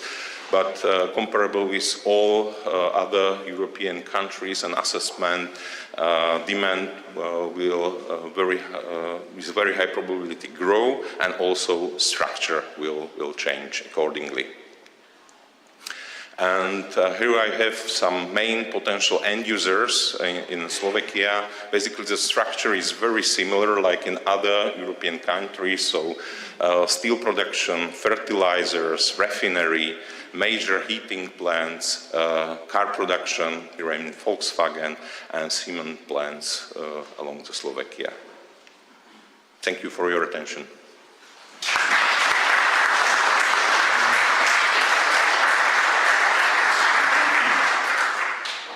Thank you very much. And any questions?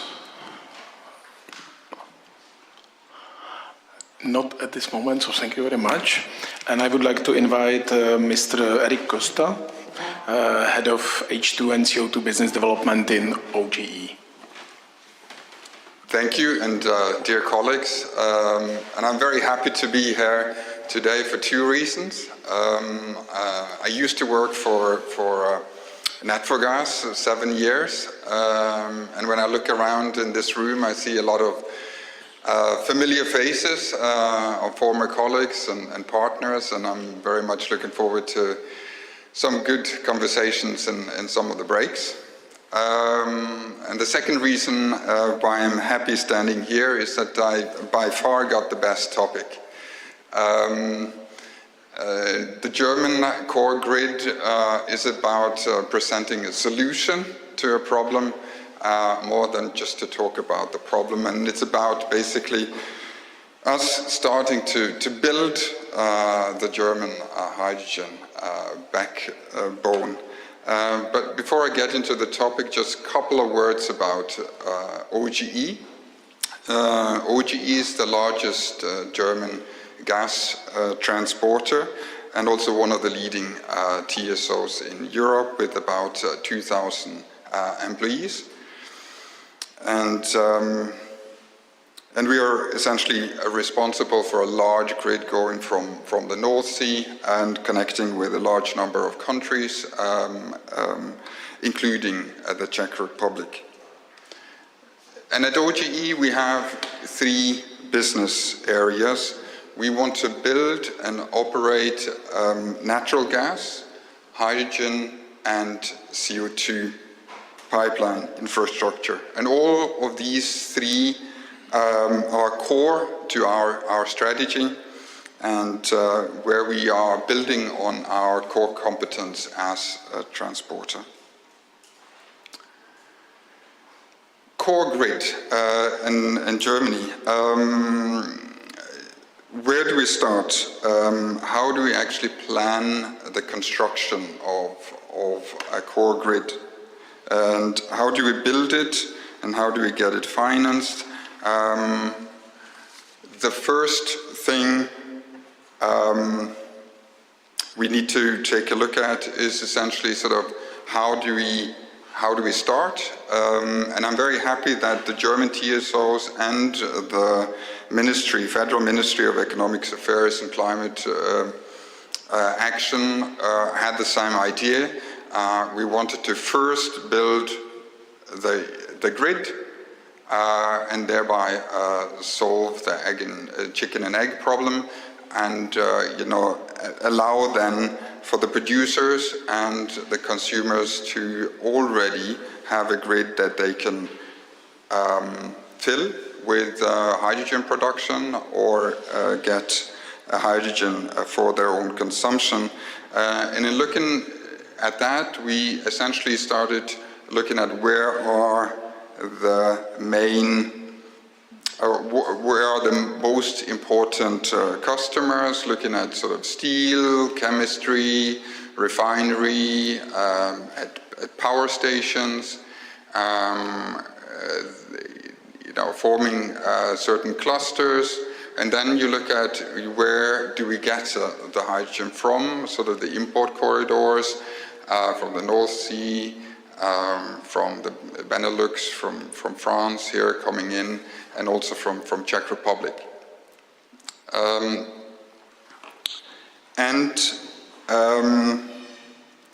But going from there to today has been a very long and windy road.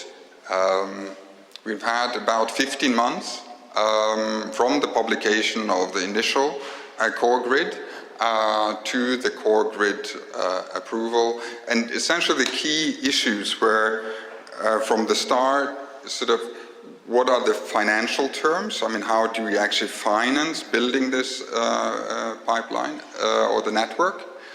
And essentially the core grid itself, like which pipelines do we choose to build? And looking at the pipeline and the timeline here, we started in July last year. The TSOs published then the initial plan, initial network. Then in November, we submitted the first draft application towards the German regulator. In that meantime, there was changes of the German energy law that entered into force by the end of last year, allowing for a hydrogen core network to be there. Beginning of this year, we had quite a heated discussion regarding financing of the hydrogen core network. Difficult discussions. And then the original idea was that we would be applying for this core grid towards the German regulator as 21st of May this year. That didn't happen. Why didn't it not happen? Because in the financing of this hydrogen core grid, the amortization account, so to say, were seen as state aid from the side of the European Commission. So we first had to get an approval from the European Commission about the financing term, which came in 21st of July. Then we submitted our official application, and then you would sort of say, okay, good, yes, right now the German regulator has 2 months to approve it.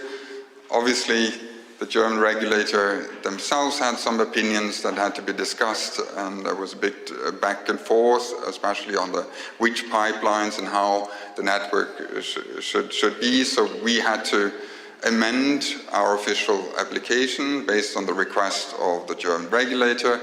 But finally, on the 22nd of October, we got this application approved, so that I can stand here today and sort of saying, yes, now we can start the construction of the German hydrogen backbone.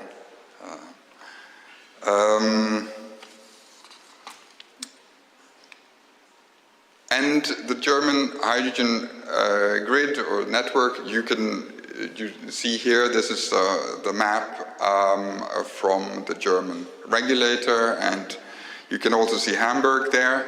You can see quite a lot of grids around industrial areas where OGE is, for instance in the Ruhr area. And you can see quite a lot of pipelines basically crisscrossing Germany, making sure that you have hydrogen pipelines in all the different Bundesland or the regions in Germany.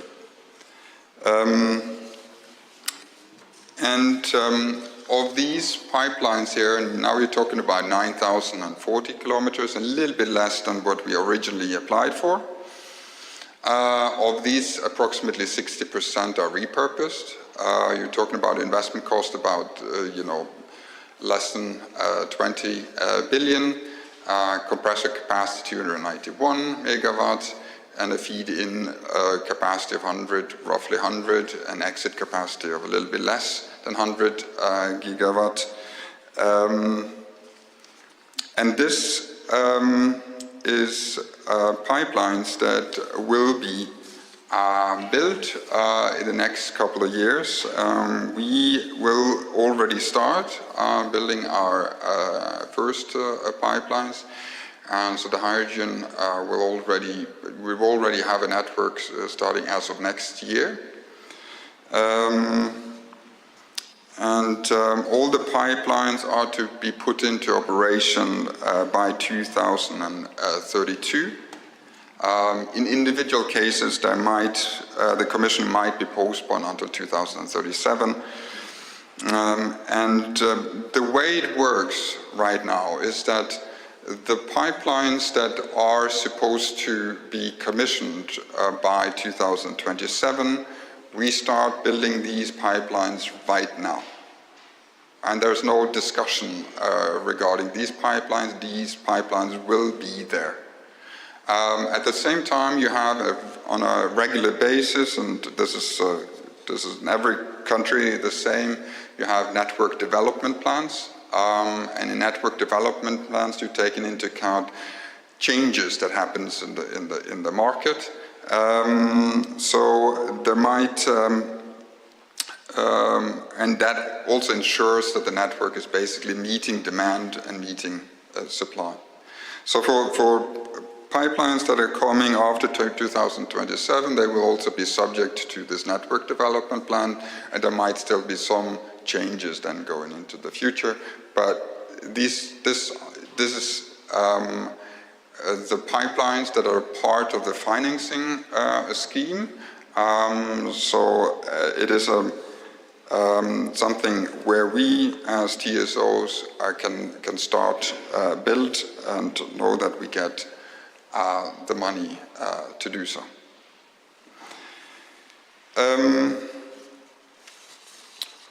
Good. How did we actually get here to this? Because it's quite a big jump for German politicians to actually go in and approve such a scheme that is called a sort of an amortization account. You have to sort of believe that it actually will work. And I think part of the reason why the German regulator and the German politicians sort of saying we actually believe in this system had to do with the regional projects that we as TSOs put forward. And one of these projects is the GetH2 project that we built together with several other partners. Here's RWE, it's BP, it's Evonik, and OGE. We were together with ThyssenGas and Norvega, other TSOs. We got this IPSI funded, and we implemented it, and it will now be finalized in the next couple of years. And by essentially showing the politicians that we are able to do this, And this is then financed by long-term realization contracts. And in getting producers and consumers on board, showing that we can do this, I think was one of the reasons how we actually were able then, together with the ministry, to come up with this idea and convince politicians that it's worth trying. That is a successful start, but what is clear is that we also need to continue working. One of the key topics that I think that Pavel Mochka might talk about is the need for storage. It's important that we have hydrogen storage has been built in order to give flexibility to the system. And in Germany, a storage strategy is expected in the first quarter of next year. Then there is a lot of customers in Germany connected directly to the distribution grid. So we're working quite actively right now with the distribution system operators in order to make sure that they also can repurpose their grid to be hydrogen ready. And then obviously we work with both the supply and demand side, because it is, we want this pipeline network not only to be built but also be full of hydrogen.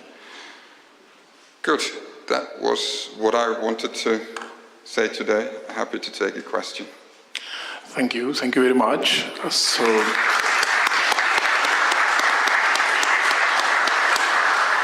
any questions? There were some very interesting remarks. Yeah, thank you. Please, there's a microphone. If you... David Viruna from Czech again. Eric, interesting presentation regarding the hydrogen, and we are definitely here about the hydrogen.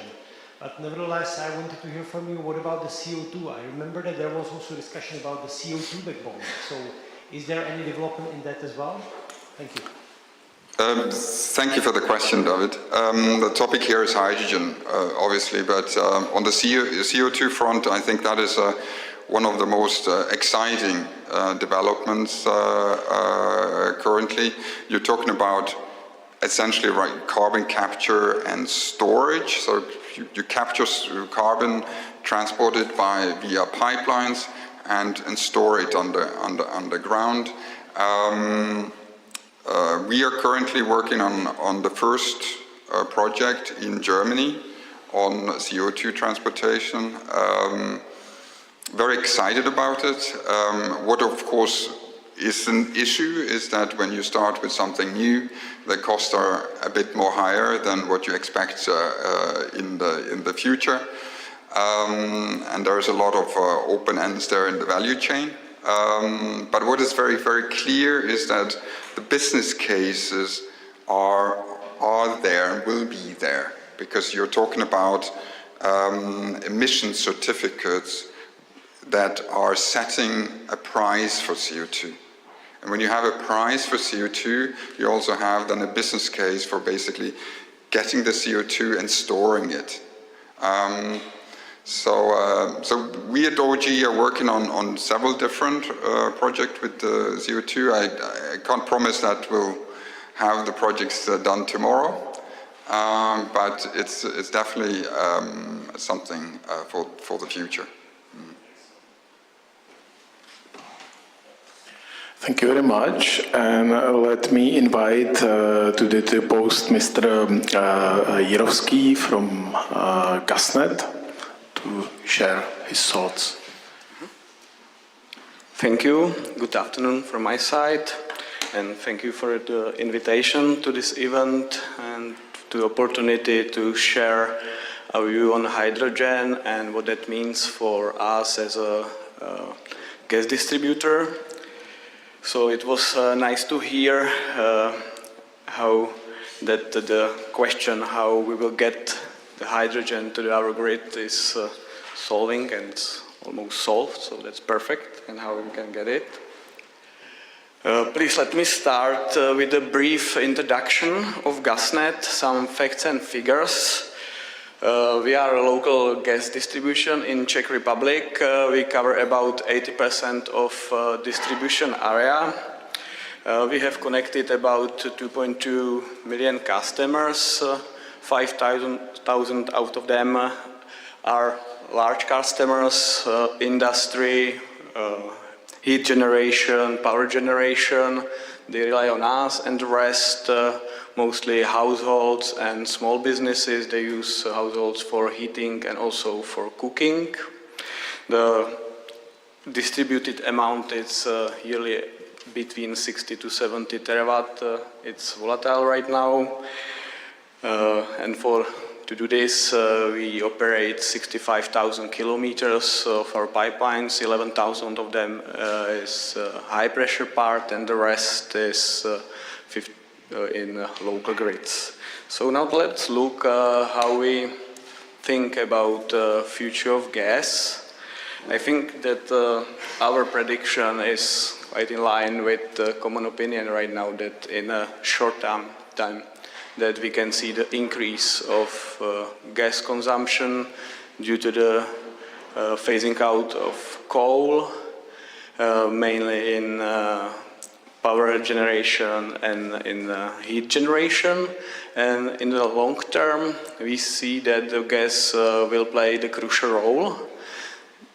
Of course, that composition of the gas will change, that will be more green. And the question, and it was also mentioned in the opening session, that there are many discussions right now what will be the pace of replacement of the natural gas, and in 2050, where we speak about decarbonization, what will be the final composition of the gas in that time. So what that means for our grid. So far, our grid we distributed 99.9% of fossil natural gas. Let's say it was easy. Now the situation is changing. And what is going on right now, that we are connecting biomethane production plants. We have already connected 7 of them. Many of them are in our pipeline, and we are preparing also for injection of local production of hydrogen. That I will talk about that later. But what is important to be prepared for receiving of hydrogen from the TSO, from the net for gas, which is the game changer of this situation and enabler of the decarbonization. If we look in a bigger detail, how is our current situation about the hydrogen readiness of our network? So in the last 3 years, we carry out assessment of all parts of our grid. And this assessment was based on the, let's say, the best available information, knowledge, which we were able to obtain, and also we were able to do some our own tests. And to sum up the results, that we can say we are ready for material and capacity-wise for 20% of hydrogen blend. And we think that the blends are important because it can enable, let's say, quick start of hydrogen economy, because it can be cheap. Infrastructures are, let's say, mostly prepared for that, as well as appliances and installations on customer side, which we think it's crucial. And if you look on the 100% hydrogen distribution, the grid has quite good position as well, but of course it needs some repurposing. There are still some issues we have to solve regarding management of quality of the gas, billing, because the monogaseous distribution will change in more commodity distribution, and different blends of their gases, and maybe can be spread locally differently. What is also crucial part for us is to prepare technical standards which we are still missing.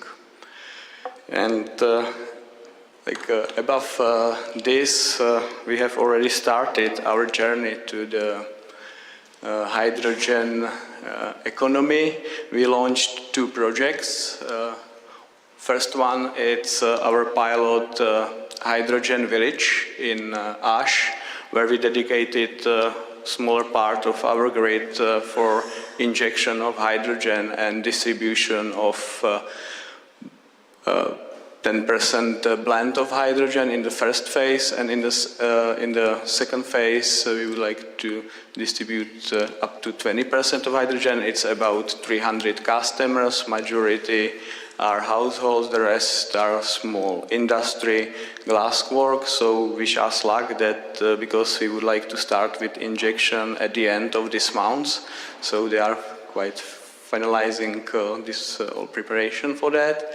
And the second one, it's focused more on safety. We are building training and testing polygon in Pardubice, where we would like to test, let's say, some common gas operations under in a controlled and safe environment, such as flow stopping, hot tapping, detection, etc., with the blends of hydrogen and also with 100% hydrogen. We would like to use this area also for testing our current technologies and their impact of hydrogen on them. So we believe that those 2 projects will contribute to the, let's say, overall social acceptance of hydrogen, which we can still see it's not sufficient. So that's I'm concluding to my presentation, and to sum up it for us, and it was already mentioned here, as a distributor we have to be flexible for whatever will happen and what the composition of the gas will be in the future in the pipes, and we see that without gas it won't be possible. Thanks for your attention.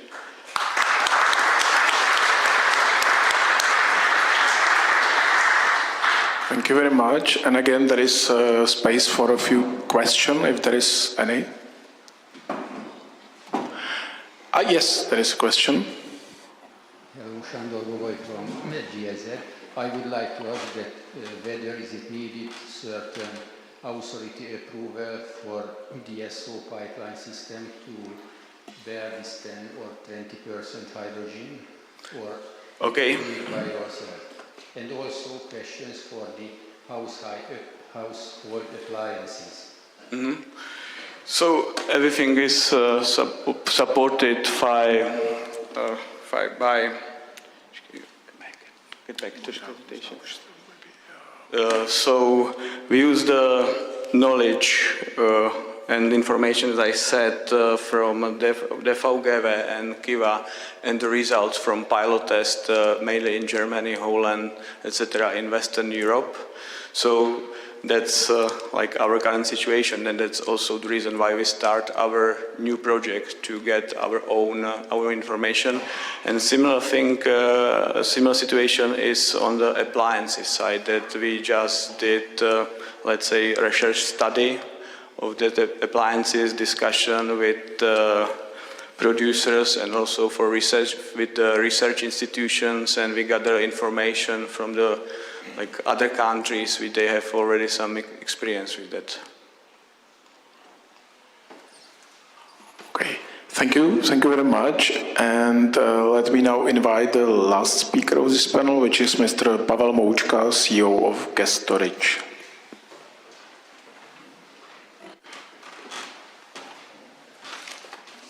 Dobrý den, ladies and gentlemen. Dobrý den, it rhymes. I will be brief because it's almost lunchtime, and I'm the last one today. I have a little puzzle for you, because we heard about both about hydrogen and CO2. You know what happens when they meet? Who knows? Mr. Viduna, maybe? Yes, methane happens. And that's one of the challenges that we came across when we started exploring all the reactions and interesting things that may happen in the underground. I will briefly introduce gas storage and underground storages of gas in Czech Republic. There are 9 storage facilities. 6 of them are in the ownership of gas storage. We have mostly depleted gas fields. There are 2 exemptions to that. One is Lobodice and one is Háje. Háje is a very special technical project. It's a rock cavern, and some believe it could be used for hydrogen. Some are more skeptical to that, and we are definitely going to look into it if this is possible. One of I said challenge, I will say it again, challenges around storage of gas is that there is a little experience with that compared to the history of storing methane. We have a lot of experience in the company on that. In Lobodice we started 60 years ago, so we pretty well know what may happen there. Also when it comes to hydrogen, because Lobodice was used as a town gas storage, and it had like 50% of hydrogen, if I'm not wrong. And we know it was difficult, and some of gas used to disappear there. The total storage capacity is 38 terawatt hours in Czech Republic, and that's without Dolní Bojanovice storage. That's going to be connected to the Czech network next year, from the 1st of January, I think, maybe. And it's more than half of the overall consumption in Czech Republic these days.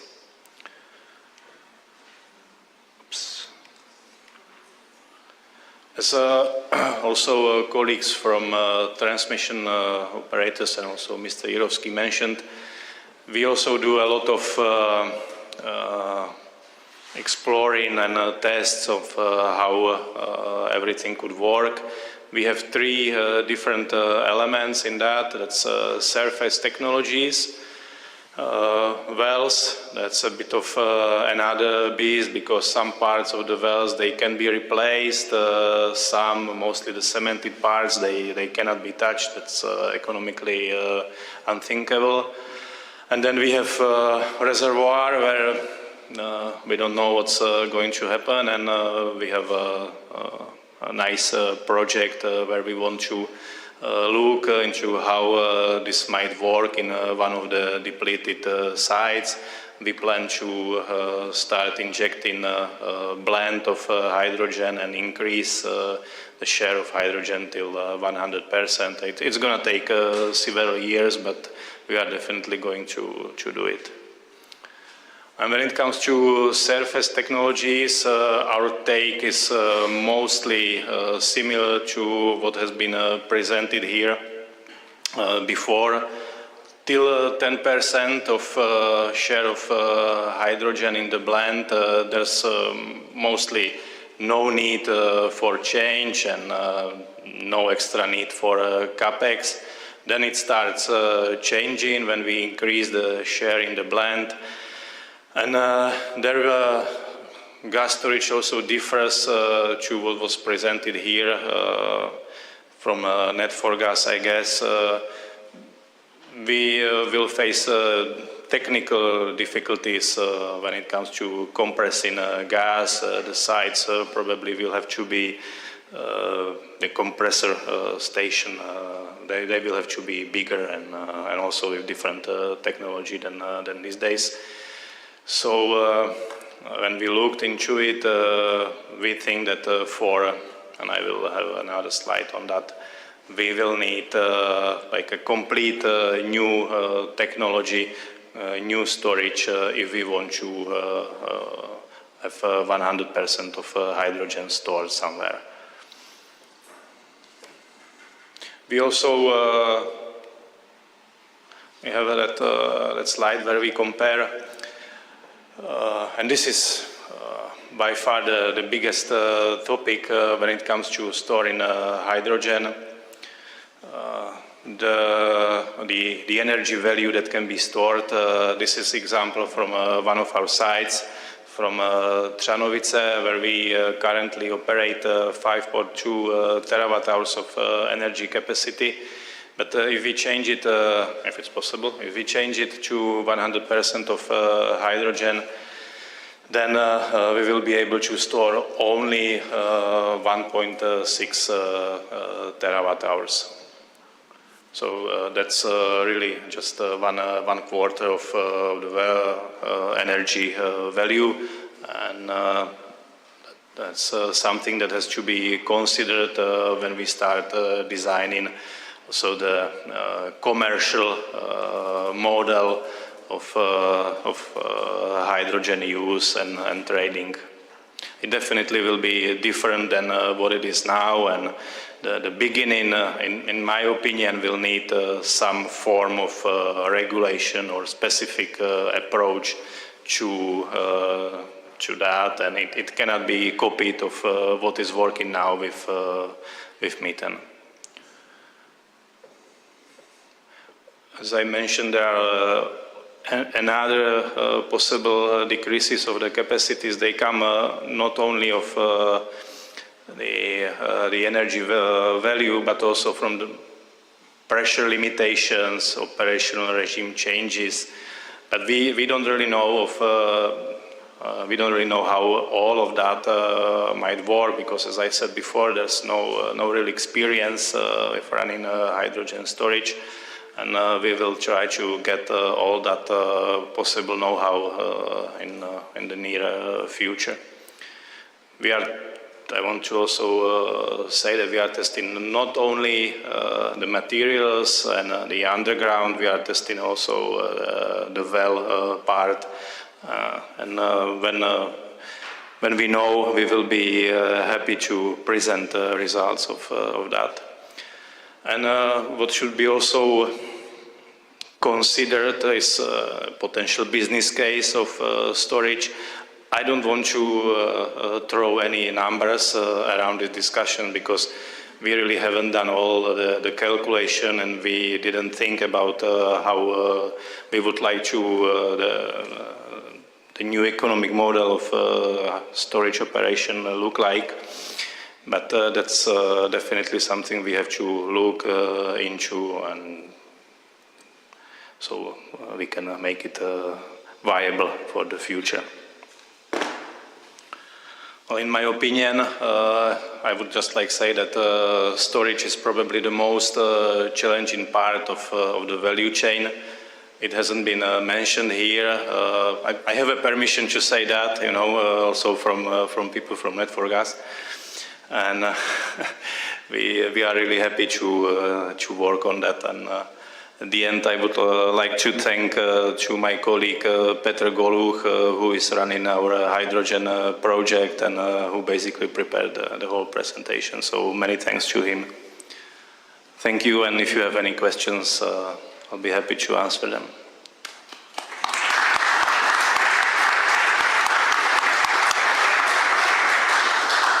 So there is a space for a last question before lunch. Yes, there is. Thank you. You mentioned the commercial challenges for hydrogen storage, which I think are definitely true.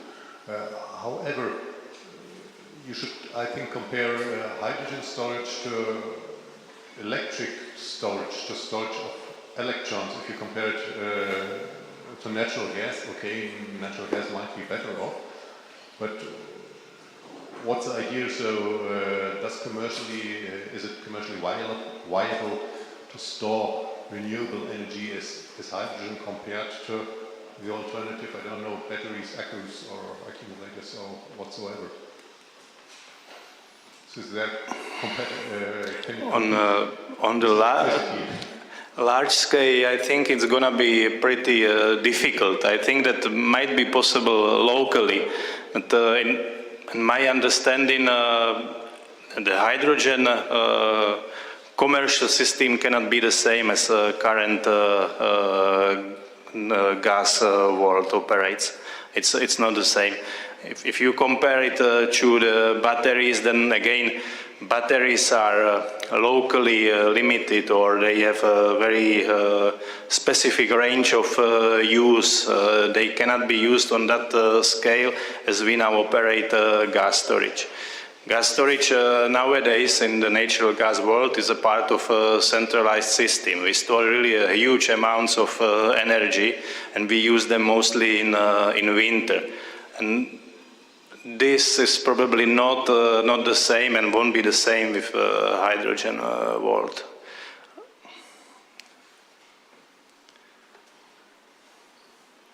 Okay, thank you very much. Thank you very much. Thanks, Ms. Močka. And I would like to say, maybe I stand up. I would like to say a few concluding remarks. First of all, thanks to everybody who asked and also who participates here.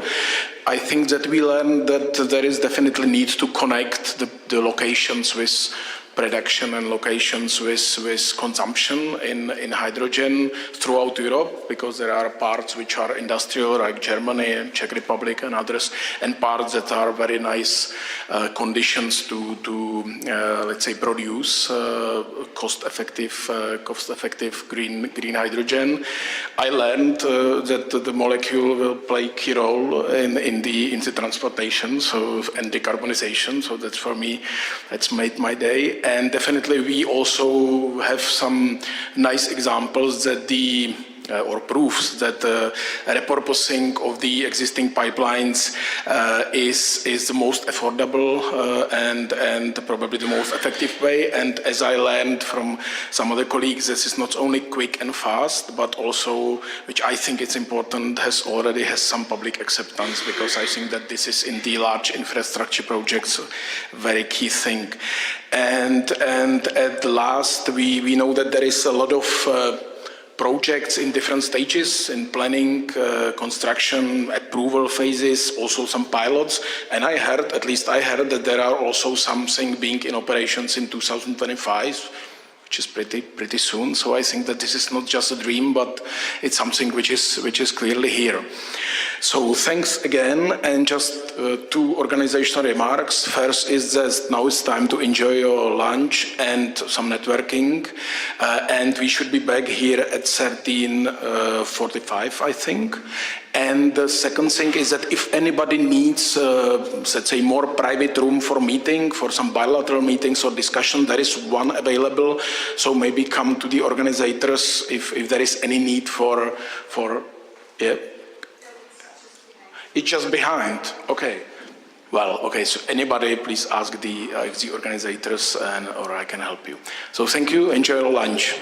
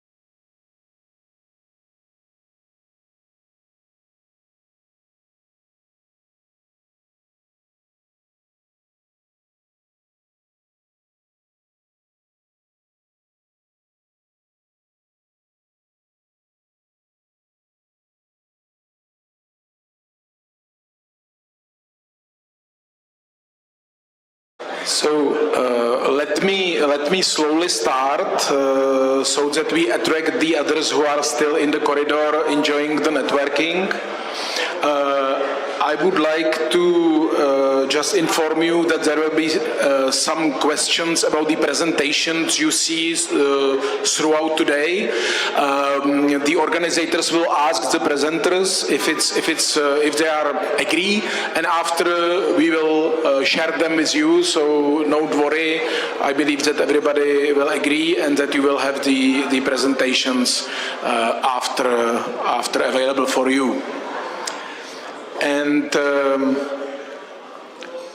soon we will start with the afternoon first session, which will be about production. We have covered the visions and the transportation, and now we are here with producers, so we will get known something about where is the production and in which status it is. But we will start first participant is from DG Klima, and it's Mrs. Evelina Daniel, Policy Officer DG Klima, which will be online, and so I kindly ask to share Evelina so that we can all enjoy her. Hopefully it will be working. Hello? Hello, good afternoon. Can you hear me? Yes, I think that if it could be a bit louder. Yes, let me try to get nice closer. How about now? Is it okay? Maybe if it's possible on your side a bit louder, and we try here also to increase the volume. Okay. I can definitely speak louder on my side, but on the technology side it is also the maximum now.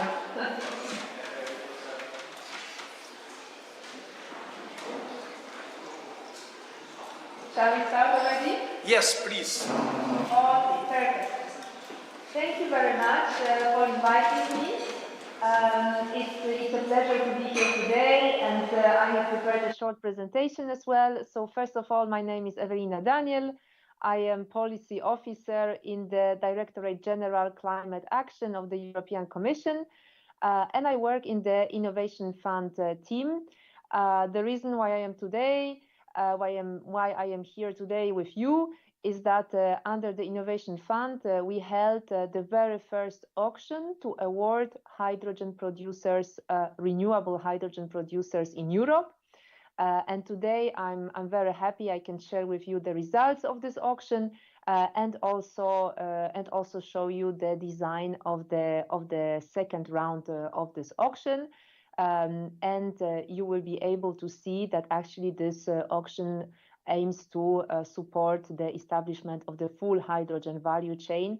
You will see that we have elements of infrastructure, we have also the consumers, we also start to look also at the origin of electrolyzers. So yeah, let's get going. I would of course prefer to be in person, but at least happy that we can make the online presentation.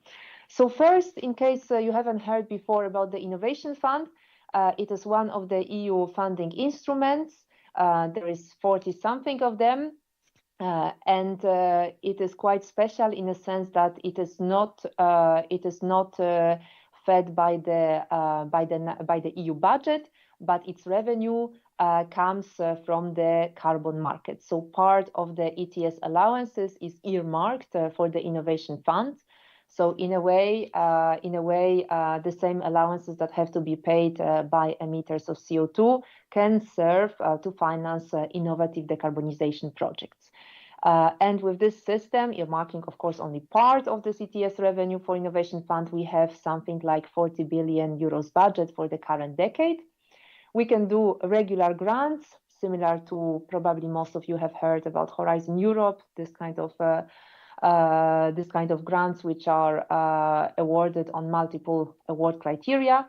but we can also do the auctions. Actually, with our auction, it was first time ever that on the EU level, with the EU funding instrument, an auction was organized. The objective, very simple, avoiding GHG emissions and boosting competitiveness, of course, by the awarded projects, but also hoping that those projects are later emulated by other players in the market.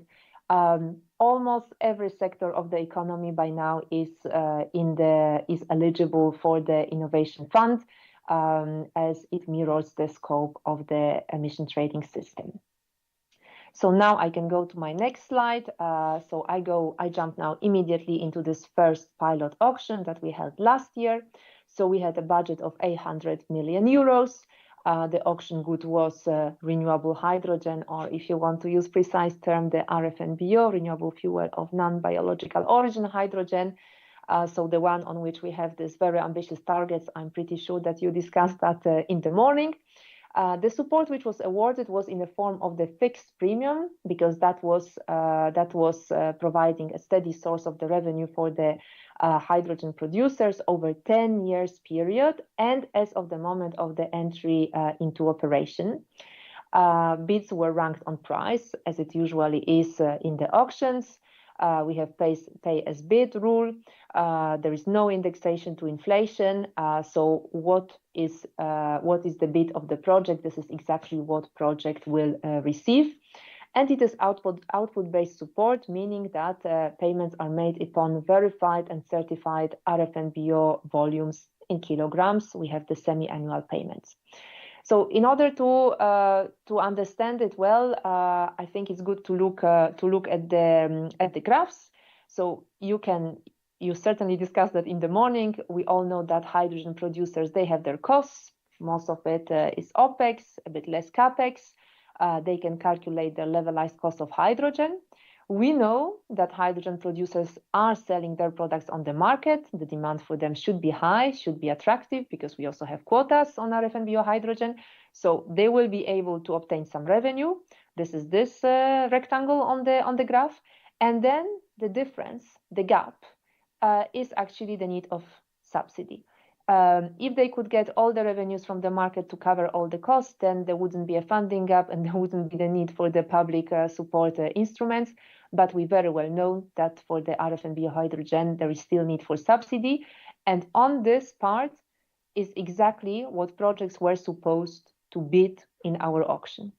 And I will show you in a second the results. So indeed, different projects were bidding for different amounts of subsidy per kilogram of renewable hydrogen.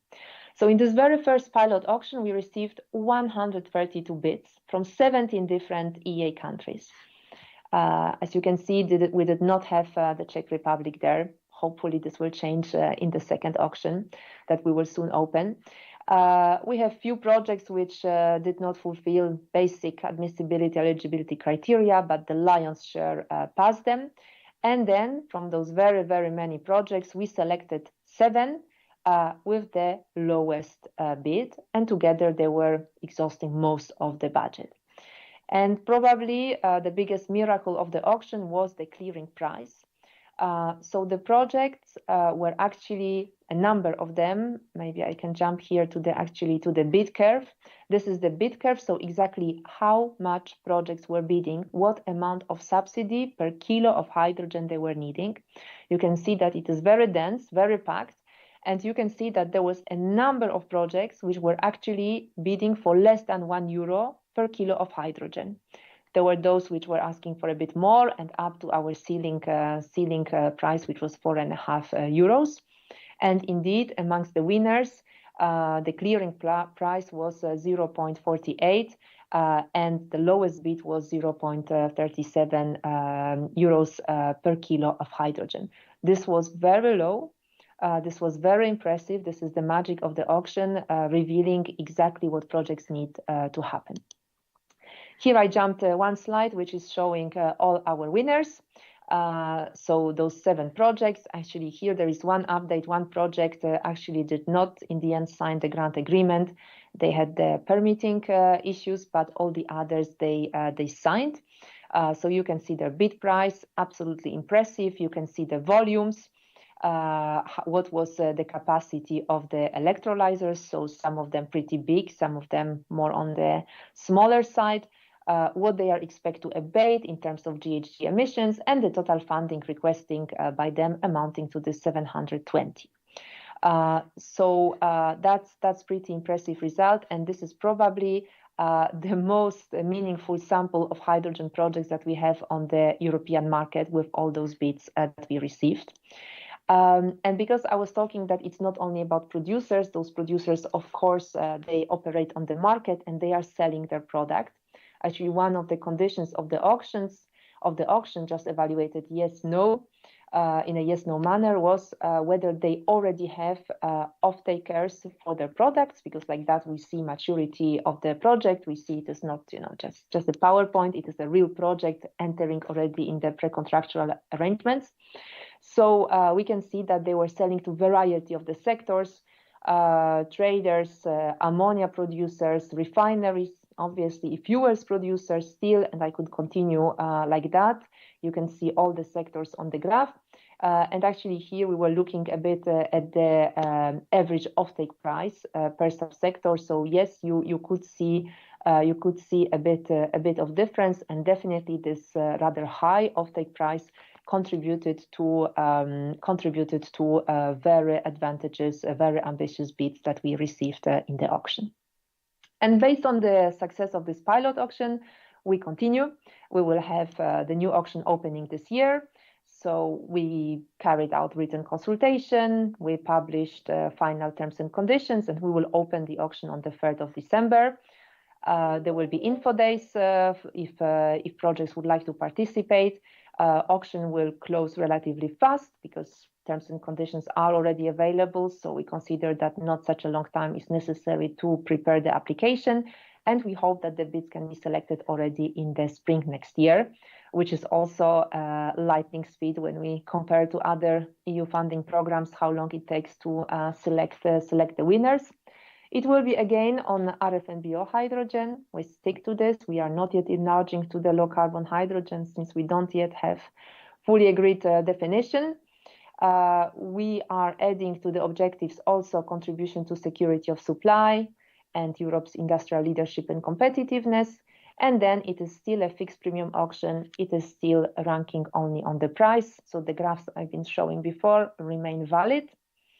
The novelties that we have is that this time around we have a maritime sector topic. So for the projects which have off-takers belonging to the maritime sectors, because they have special provisions in the ETS directive about special attention given to them as they are joining the ETS sector. The budget is a bit bigger. Again, we are encouraged by the results of the pilot auction. We know that there is a very good pipeline, competition is guaranteed, so we can increase the budget.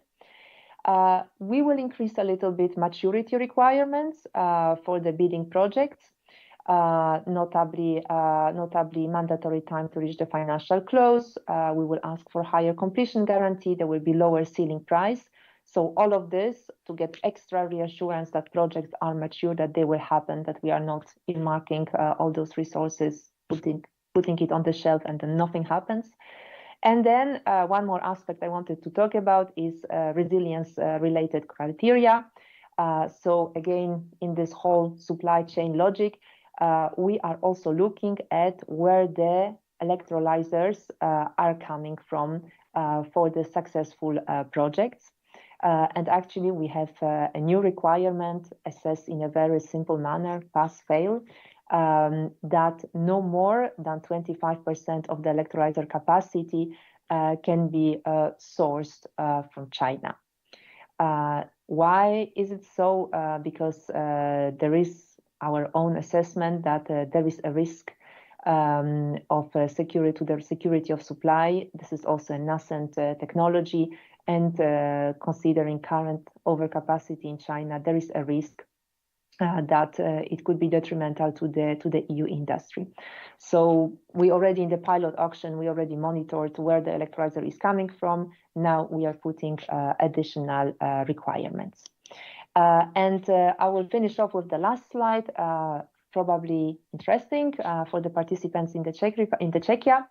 So we also have a feature which is called Auction as a Service, which enables member states to channel additional national funds to the auction of the Innovation Fund in order to award national projects. And examples work best. So I can tell you about the example of Germany that participated in the last year in this Auction as a Service with a budget of 350 million, with which we were able to award additional German projects. What was good there for Germany, that they didn't have to develop their own scheme, that they didn't have administrative burden of running such a scheme. What was good for us, obviously increasing the firepower of this very first European auction. I finish here in case there are some questions, and thank you very much for the attention.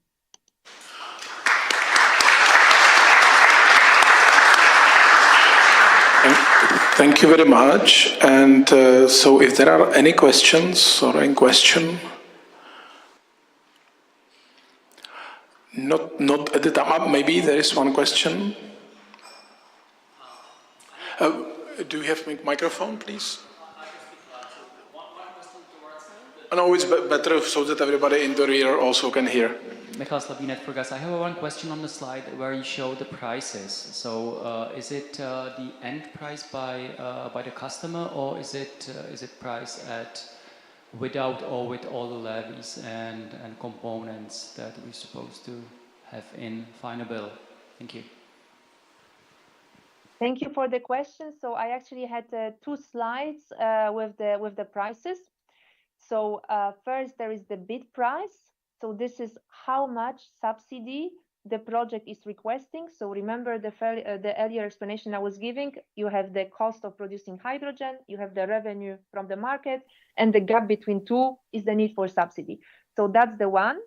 So that obviously considers the revenue from the market, that considers the cost of procuring electrolyzer, the cost of procuring renewable power.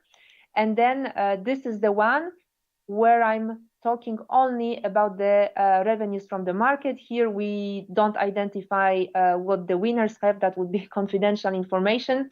But this slide illustrates the average of the offtake prices that were realized by those bidding in the auction. So here, if you want to read this graph, you would say that, for example, all the off-takers from ammonia sector, on average, they were willing to buy this RFN biohydrogen for 7.5 euros per kilo. And then now maybe you have also a question, because today you discuss also infrastructure, obviously. How about the cost of the infrastructure? So that was supposed to be internalized indeed, either in the offtake price or in the production cost, because project must be viable once awarded under this auction. I hope I answered your question. There's one more question, but please, no, yeah. David Gruna from Czech. Actually, I have a question regarding the next slide when you show the table with the numbers. I mean, when you show that, then the savings in CO2 are something like 10 million euros, if I see it correctly, over the 10 years. And it costs like the 720. So which makes roughly like 70 euros per ton of CO2, if I understand the table correctly. 719 divided by 10, so then roughly 70. So my question is like, does it mean that if the company which is buying the hydrogen, the green hydrogen from the producer, does it mean that it saves the CO2? So in the end, it does not need to pay for the EUA. So if the EUA price is right now 70, so it makes sense for them, like principally to this way? Or is the 70 is the benefit of the CO2 reduction kept with some third party? Thank you. Thank you. Very good question. So it is the latter. It is the benefit that we organize, because rather than consuming gray hydrogen, it will be green hydrogen, which doesn't have any CO2 emissions. So by displacing gray hydrogen with the green hydrogen, we are avoiding those emissions. So yeah, benefit, you could say, for the European environment. Now you also mentioned the fact whether they buy still the allowances or not. Well, electrolyzers, they don't emit CO2, so they don't need to buy allowances. And as a matter of fact, after the revision of the ETS directive, they actually receive from certain sites free ETS allowances to put them on the par also with their competitors. So if you like, they have this additional advantage, which is we could see that in the financial models of the bidders, which was already internalized, and also one of the factors which enabled them to bid lower. So just to clarify that, yeah, I mean they are not supposed to surrender allowances. They don't have emissions anymore. Like, for example, a fertilizer company does not need to buy the CO2. It saves the CO2, or the chemical industry, it saves the CO2. So therefore they do not need to cancel the EUAs. Or is it like that they still, when they buy the green gas, it's still considered like a grey gas? Sorry, maybe just short answer if you can answer this one. Yeah, I was talking about the electrolyzers. So I mean, if you have steam methane reforming, right? The current way of producing hydrogen, then obviously you are emitting CO2 during the steam methane reforming, and you have to buy and surrender allowances for that. So this, by producing RF&BO hydrogen, you no longer have it. You don't need to buy the allowances. Now, when you talk about the next step, so the consumer of hydrogen, they are getting green hydrogen, but it depends, whether they are still needing the energy. I mean, if they need, for example, heat from the gas to then produce ammonia or the fertilizers, I mean, they will be still purchasing allowances. So where the benefit falls is really on the producers of hydrogen. So if they were, traditional gray way, steam methane reforming, they would be emitting CO2. By passing to RF&BO, we are avoiding those emissions. Okay. Thank you for your entry, and now I would like to invite to the pult Hanno Balzer, Head of Energy Management, H2E. If you can make it a bit short, it could be great. Yes, no problem. Thank you. Yes, thank you very much. I hope my presentation will appear. Yeah, thank you that I have the opportunity to present our projects in Tierbach and Lubmin today in Prague, which is really good because we are connected to the core grid in Germany with both projects, and we are dependent on delivering the hydrogen to southeastern Europe and also to South Germany, to Bavaria, and therefore we are very dependent on the Czech hydrogen backbone. I heard from a previous speaker that molecules are still valid in the energy market. That is completely true, but welcome to the age of electricity. Even molecules in this era will be produced by electricity, and that's why we are there. We are producing hydrogen from electricity, which is I think one of the most attractive business concepts of the future. Our main assumption for our production of green hydrogen is that we have a lot of renewable energy, renewable electricity in the European market. Renewable electricity, most of you will know that, have one very, very problematic pattern. They are there when you do not need them, and they are not there when you need them. That's always the case. It's not only in Europe the case, it's also in China and in the US.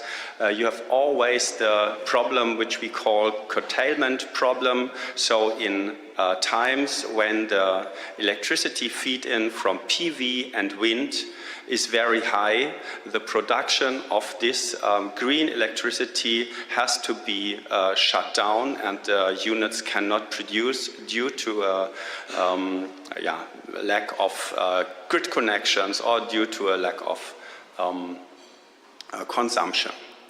Just to give you an idea of this number, only in Europe, including UK, you see the curtailment of the last year, 2023, and you see between 1.4 terawatt hours in Spain and 10.8 terawatt hours in Germany, which could not be produced.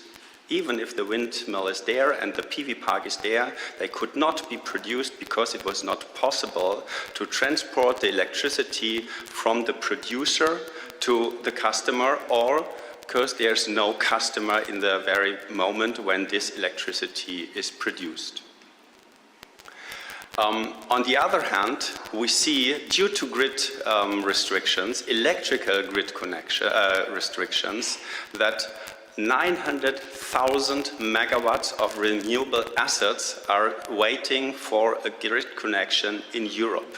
A huge amount, by far a lot, enough to supply most of the European energy demand.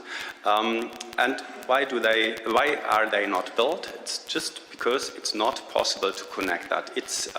We are very, very familiar with the German market, but we compare that also to other markets.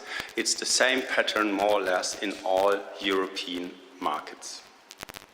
So, just as an appetizer, that's the baseline for our business concept. We built HH2E units. HH2E stands for heat, hydrogen, and electricity. And to be honest, today the most attractive product of our project is the hydrogen.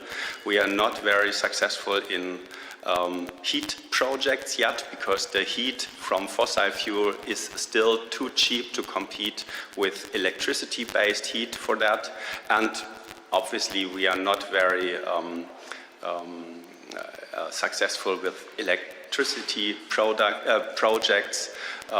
In the long run, we are very sure that it will be possible to produce electricity based on hydrogen, but it's not the time for that. So we concentrate on hydrogen, and our concept is to take off the electricity from the grid or directly from the PV park or the wind park when it's there and cheap, and store the electricity in a battery directly at the unit, so that we can operate the electrolyzer 24 hours a day. So the main figures are, we have 4,000 hours take off electricity from the grid, a mix of wind and PV, a little bit mixed in the region, so we are connected to the high voltage grid with our projects, and we have 8,000 full load hours on the downstream side, so we can operate the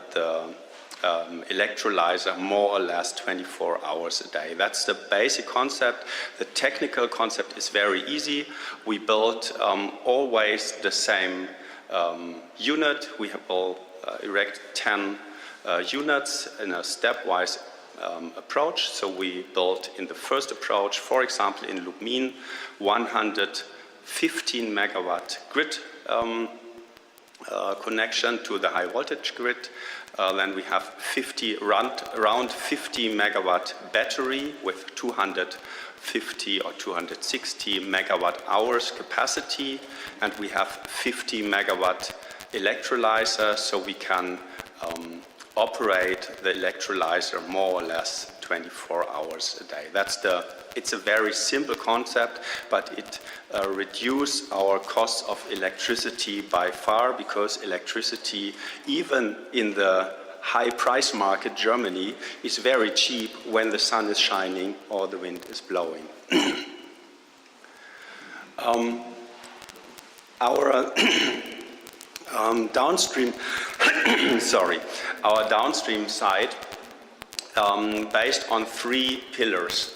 The first one, tank trucks, I will skip away today because it's not that interesting today, but we have 2 grid connections which are extremely relevant for the operation and especially for the ramp up of our projects, due to the fact that it is not easy to bring an 100 megawatt electrolyzer or a 50 megawatt electrolyzer in operation.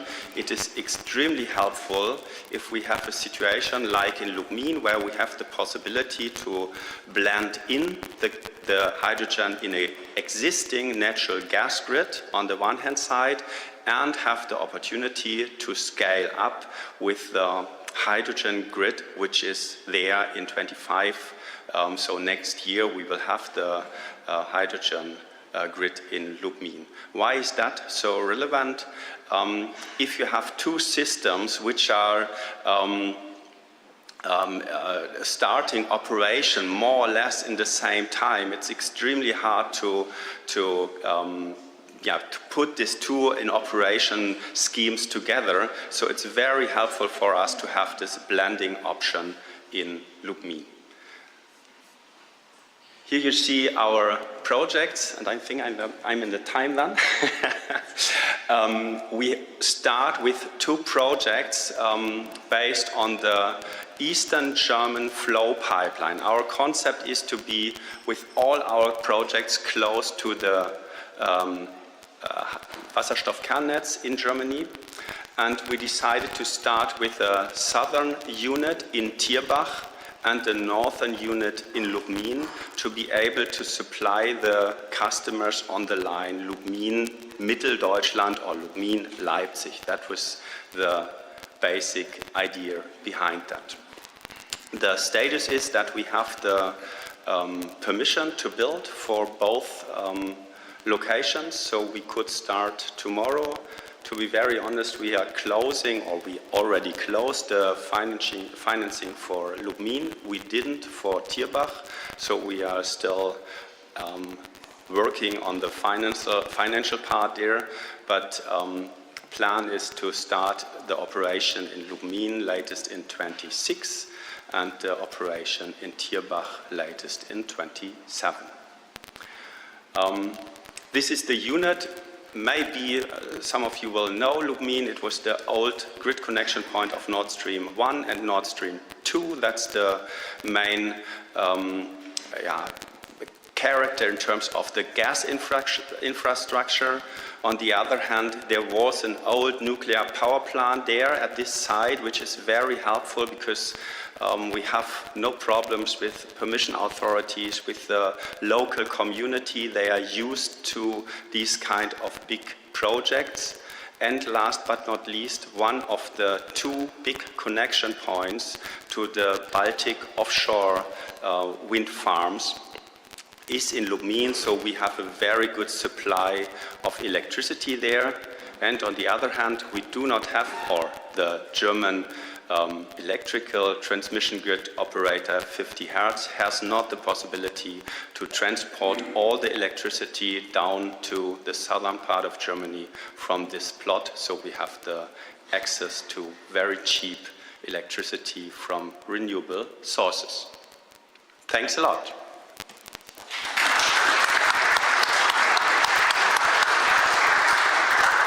Thank you. Any question? Yes. Thank you. When talking to traders and marketers of hydrogen, I typically hear, well, it's nice, but if I talk to customers, it's very hard to get a signature and a real contract. So a contract where you have a price, where you have a delivery date, and where the customer says, yes, I'm willing to pay.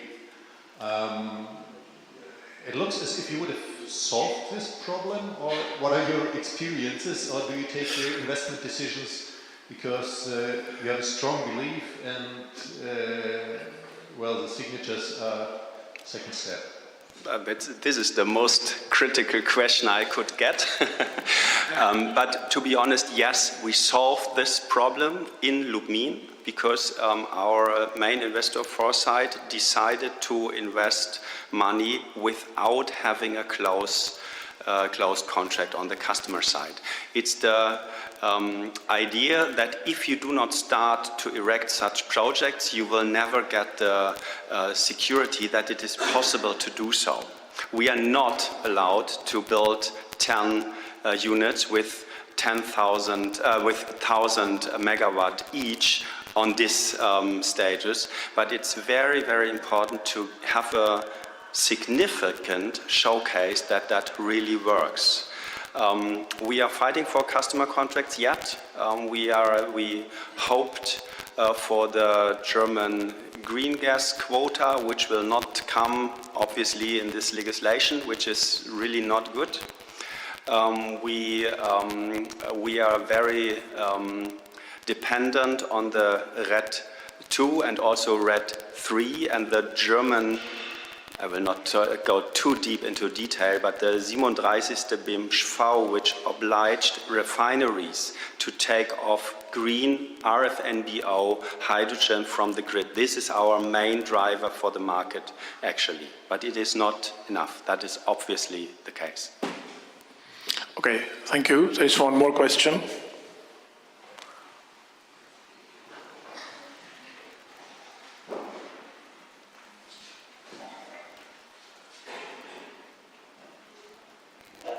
Thank you.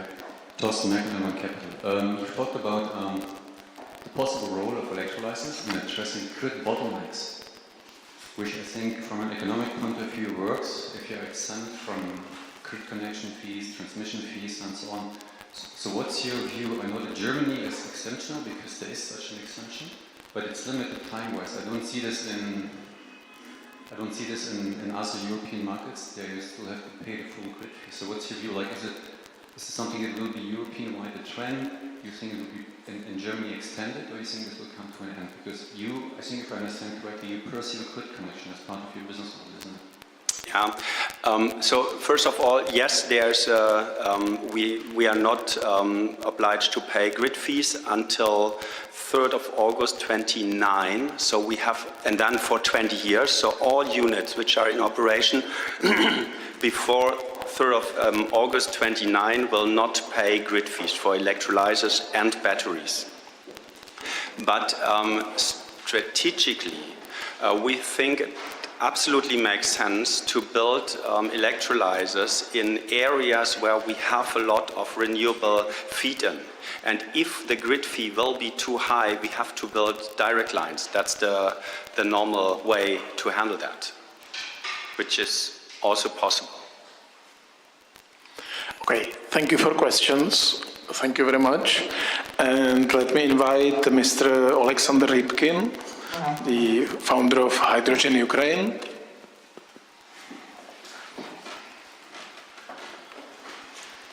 Thank you very much. Dear colleague, I want to start my today's presentation with the words of appreciation to the whole Czech nation for support Ukraine in such hard period of our history. Thank you for standing with us. And on behalf of all companies of Ukraine and Ukrainian engineers, I want to say words of appreciation to all speakers who today mentioned Ukraine in their speeches, plans. And it's very encouraging when you think that your resource is empty, and it helps us to keep going. Thank you very much.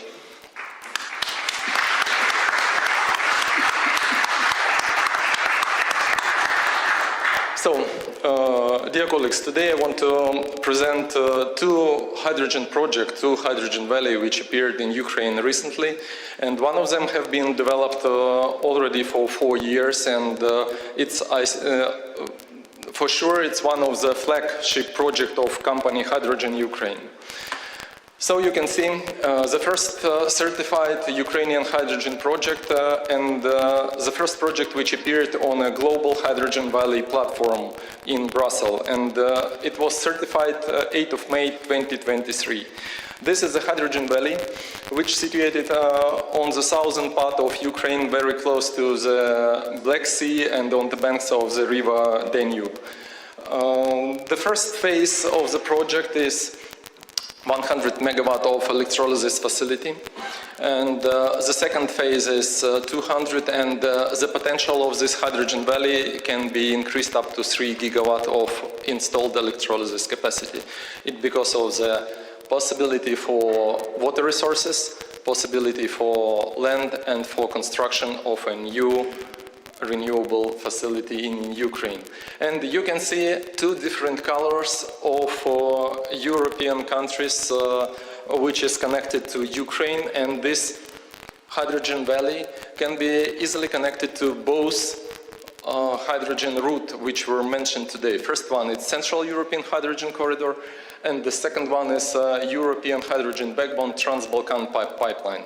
So it can be connected and transport hydrogen to Germany via Slovakia and Czech Republic, and it can be connected via Romania to Trans-Balkan pipeline with Greece and with the same route to Germany. With this project, you can see that at least 4 different directions of feasibility study and different study already have been done. And here, all squares and all pictures is a part of the study which is done in partnership with European colleagues and European companies. So the main transportation option for this hydrogen valley is of course pipeline, but we have calculated at least 3 more additional options using all kinds of transportation with liquefied, pressed and LOHC technology.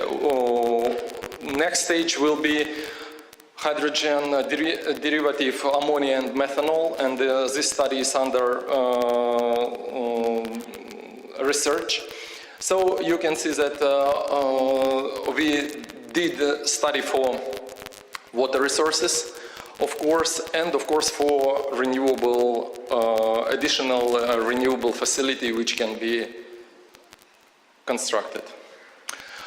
The key point of this hydrogen valley is that it financed by the government of United Kingdom, and last year this hydrogen valley won a grant from United Kingdom FCDO program for energy recovery of Ukraine, and this is why everything what I mentioned before become real, with the finance and with the support of United Kingdom. So here you can see already a plan or map of the project, secured the land plot, and yesterday design company already showed us pre-design of the production field where will be situated the hydrogen production facility, hydrogen storage, hydrogen possible connection to the pipeline, and etc. And the end of all feasibility studies and studies for design will be July next year. On this slide you can see that there is a solution for connecting hydrogen valley to Romania, and particularly one of the off-taker which is located in city of Galați, and there is a huge steel production metallurgical plant in the city of Galați, and it's on the way to Trans-Balkan natural gas pipeline.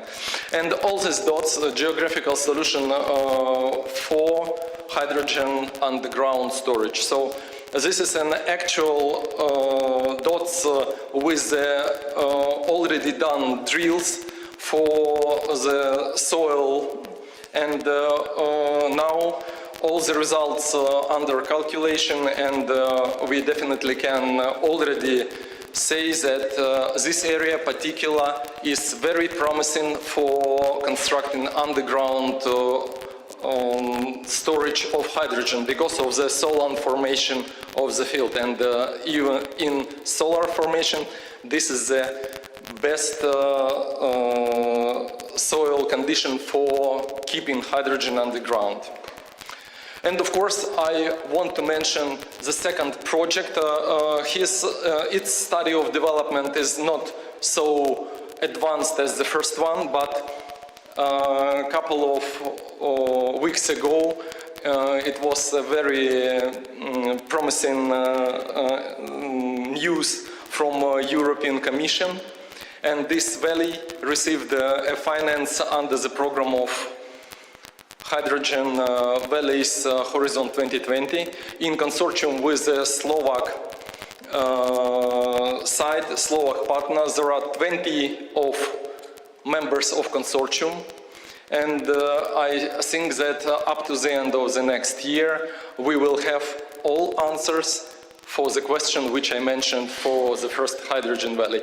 But I'm very pleased that part of this consortium is all TSO, which were mentioned today, and the potential of taker of the Zakarpattia hydrogen valley is the steel production plant, US Steel Košice, which is located on a distance not more than 100 kilometers.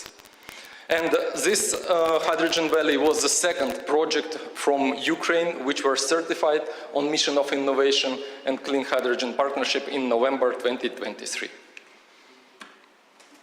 Join the future, as it was mentioned before.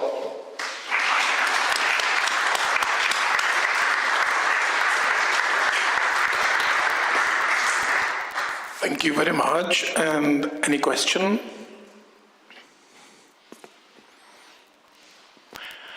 If not, thank you very much again. We keep time for next speaker. Yeah, okay.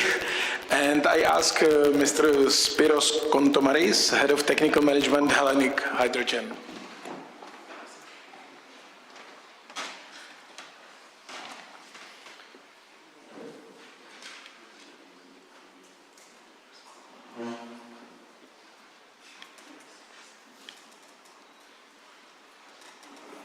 Okay.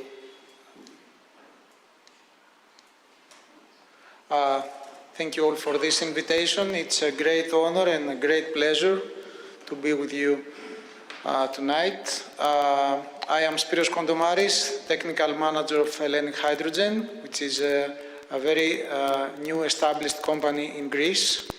So let me take time and say a few words about our shareholders.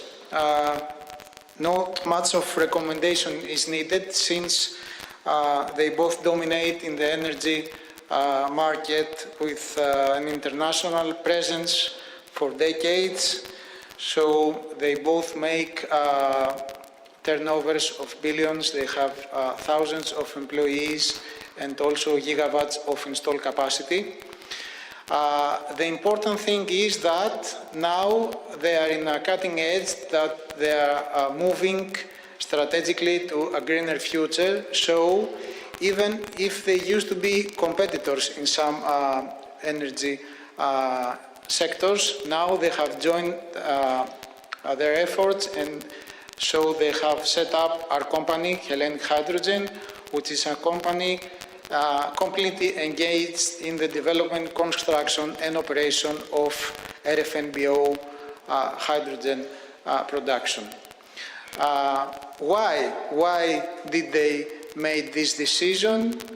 Because they have found out several reasons that could offer a potentiality in different types of revenues, including transportation, including all the high thermal processes in the industry, in the steel industry, the glass, the refineries, the ceramics, even in the electric power. And also they have foreseen strong potentiality in the e-methanol and green ammonia and e-fuels production. So I think that this is a good point to underline what has already been mentioned before by Evelyn, I think. And this is that in the last hydrogen bank auction, 5.5 out of 7 of the first bidders now stands to the e-fuels and not in the pipeline of taking production. So this is something that we must take into account for the future. because, as was mentioned before, the combination of curtailments and the existence of 100% hydrogen pipelines as a short-term storage could be something that would be a game changer and make the production of green hydrogen affordable and reduce this cost to very, very competitive prices. So a few things about our first project, which is the first and only officially announced hydrogen production project in Greece, and it's placed in a decommissioned lignite area. It's practically a very clear and vertical business plan, because the off-taker, the CHP unit in Kardia area, it's a plant of one of our shareholders, PPC Group. So it is something like an anchor customer for us to start with the first 50 megawatts. And of course, everything in the plant is designed for scale-up capacity to reach to 200 megawatts. A few things about the discussion we have today. As you can see, the north one is very proximate to the new corridor. So it is very strategically selected, very carefully selected and located. And it may be one of the major producers of the new corridors networks. So one of the reasons that we have selected this area is the potentiality of hydrogen export through the pipelines.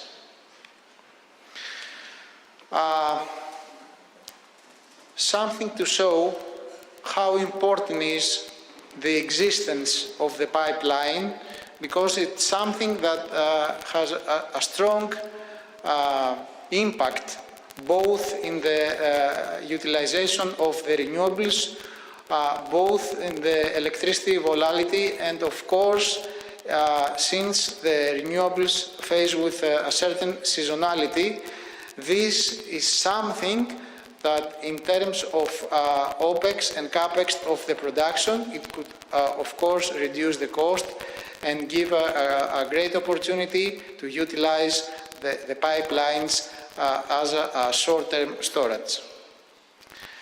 And this is something that it can be proved in terms of engineering of our plant and in terms of engineering of every production plant, considering the RFNBO hydrogen production, because the reason that the market is now moving to the e-fuels, is now moving to green ammonia and e-methanol, is because if you have a decentralized production plant, then you have a very cheap storage in terms of a sub-product, as hydrogen is the main raw material for those e-fuels. But if a pipeline is not ready there, then you have to expand the CAPEX enormously, and you have to construct storages and compression systems that sometimes have twice the cost of the production plant CAPEX. And this last slide is to underline the significance and the importance of the cooperation between the producers and the operators. And yes, we are so lucky and so proud that we have this excellent cooperation with our TSO DESFA, and practically we are preparing together this first project, which will supply the Kardia CHP unit with a blend of 80% natural gas and 20% of hydrogen volumetric. So we hope that this project, supplying CHP unit in Kardia. Kardia is a word that in Greek means heart. So we hope that this first project will be the heart of hydrogen, Greece's hydrogen body in the next year. We're so happy to announce that we're only a few steps away from our FID in Q1 of 2025. Thank you so much.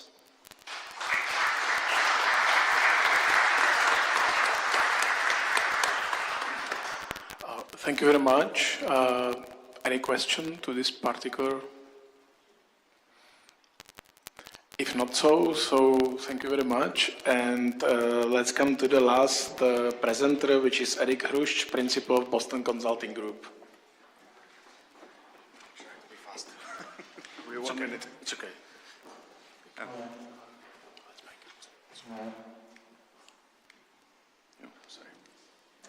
So, good afternoon, everybody. Thank you for inviting me to speak on this conference. I'm very happy to be here.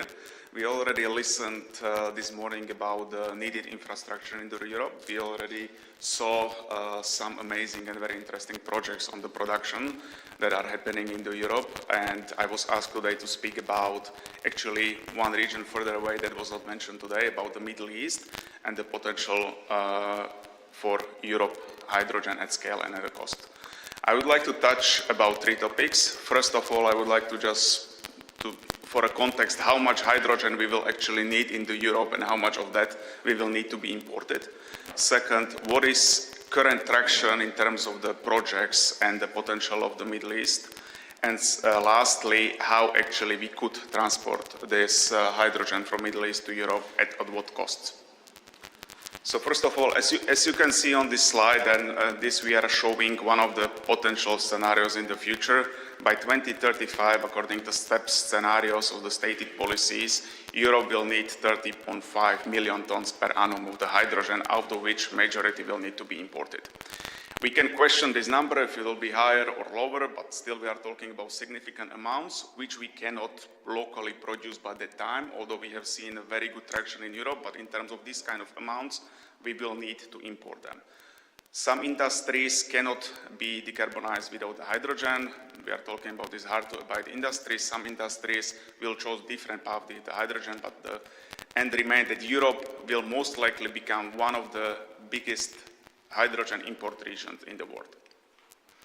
Secondly, when we look at the current supply and what kind of projects out there, of course, first we see a strong momentum of the announced projects.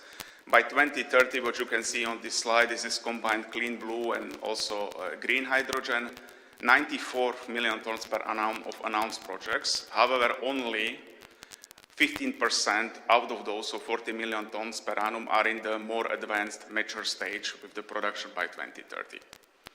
Out of this, what is also important to note, only 6 million tons per annum out of these mature projects have some kind of offtake agreement, and only 1.6 are currently firm offtake agreement by 2030.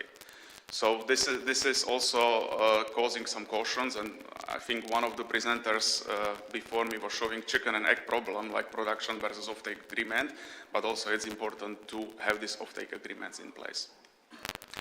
When we talk about the Middle East, and I know that later on we will have a colleague from Air Products speaking, but I took two main projects for the Middle East which are gaining tractions and are, in my opinion, the farthest ahead in terms of the production capacities and actually financial commitment of the money on the table.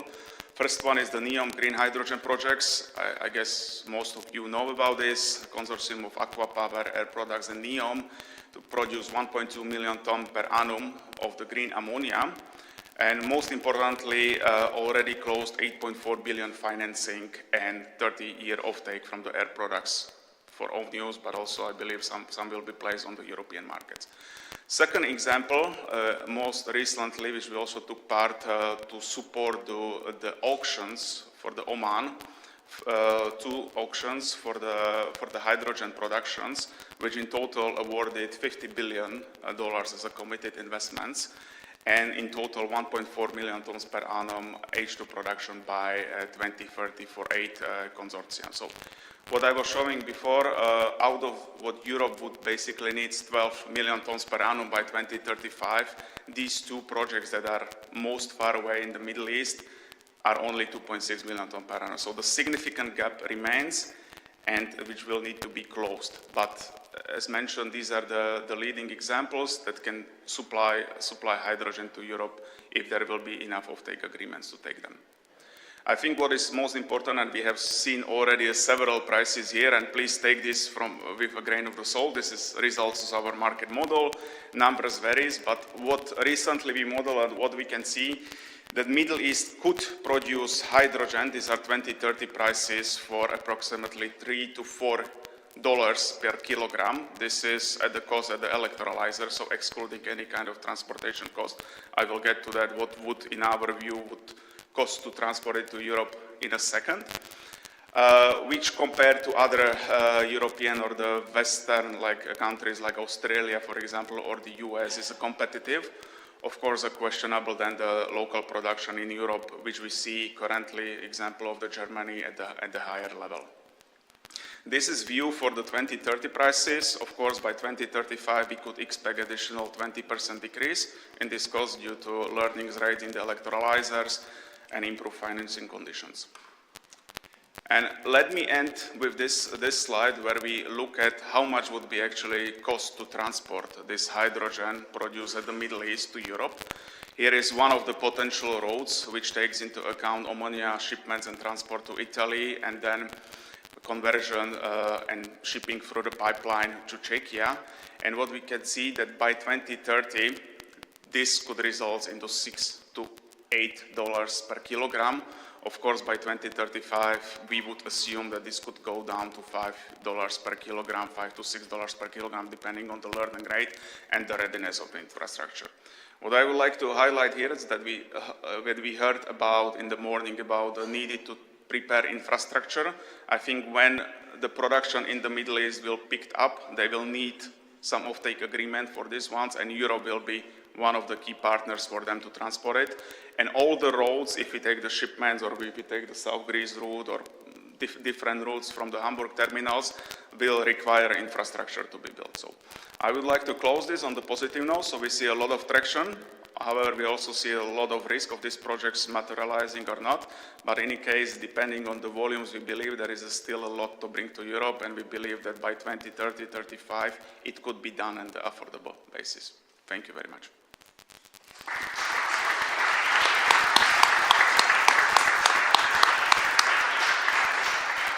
Okay, so again, thank you very much. And if there are any questions, we still have some few minutes, and I think that it's worth asking.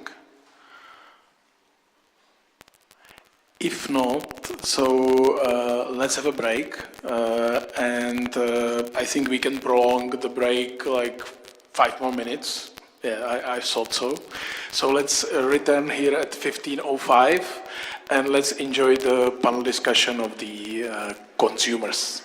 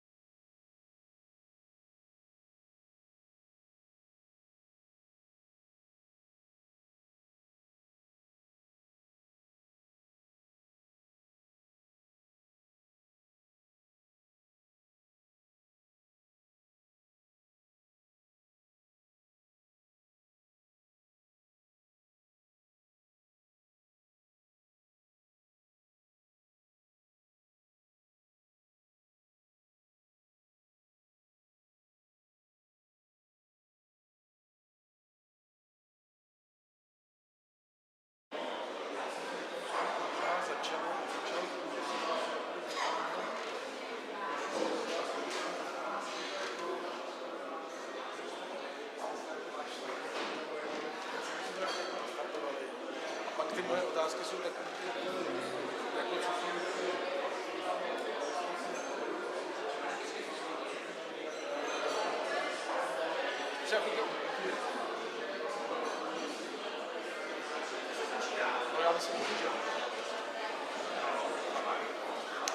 já začnu vás představit.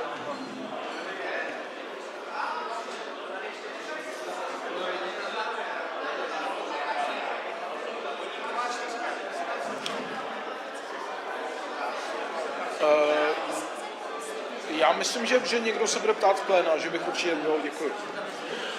Okay, ladies and gentlemen, let's start the final part of today's dialogue, which is the panel discussion, which will be around domestic demand.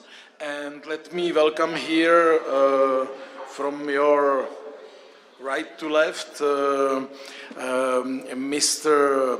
Farkac, Head of Transformation Development Projects of Seven Energy. Mr. Šicha, Innovation Director of Czech. Thank you. Mr. Pavlíček, who is Business Development Director, Central Europe and Central Asia from Air Products. And Mr. Růžička, Decarbonization Division Director of Orlen Unipetrol.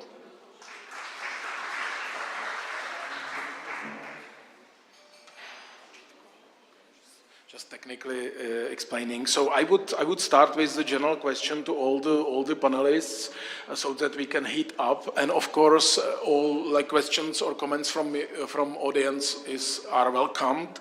So my first question is basically why you are here, or what is your connection to hydrogen? What is your company vision in this area, and what you can say for the start? Could you? Yes, perfect. So once again, good afternoon, ladies and gentlemen. Thank you very much for having the chance to present our activities from the perspective of Seven Intech company that is part of Seven Group, the second largest energy producer in the Czech Republic. So far, our perspective is that we aim to be rather a hydrogen producer than a hydrogen consumer, because at these days we have a buildable project of 15 megawatt electrolyzer located in northern Bohemia that is specific due to its direct connection to our photovoltaic power plants, which guarantees the 100% RFNBO origin of the hydrogen. However, so far we have not succeeded in finding our final consumer, and this is what we really struggle hard to find. We all hope that we will succeed in this effort. However, so far we have not been successful, and therefore we at least persuaded our shareholder to continue in the project.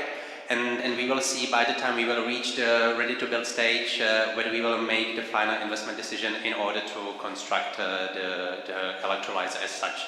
So that's only for the beginning and for the introduction. Thanks a lot.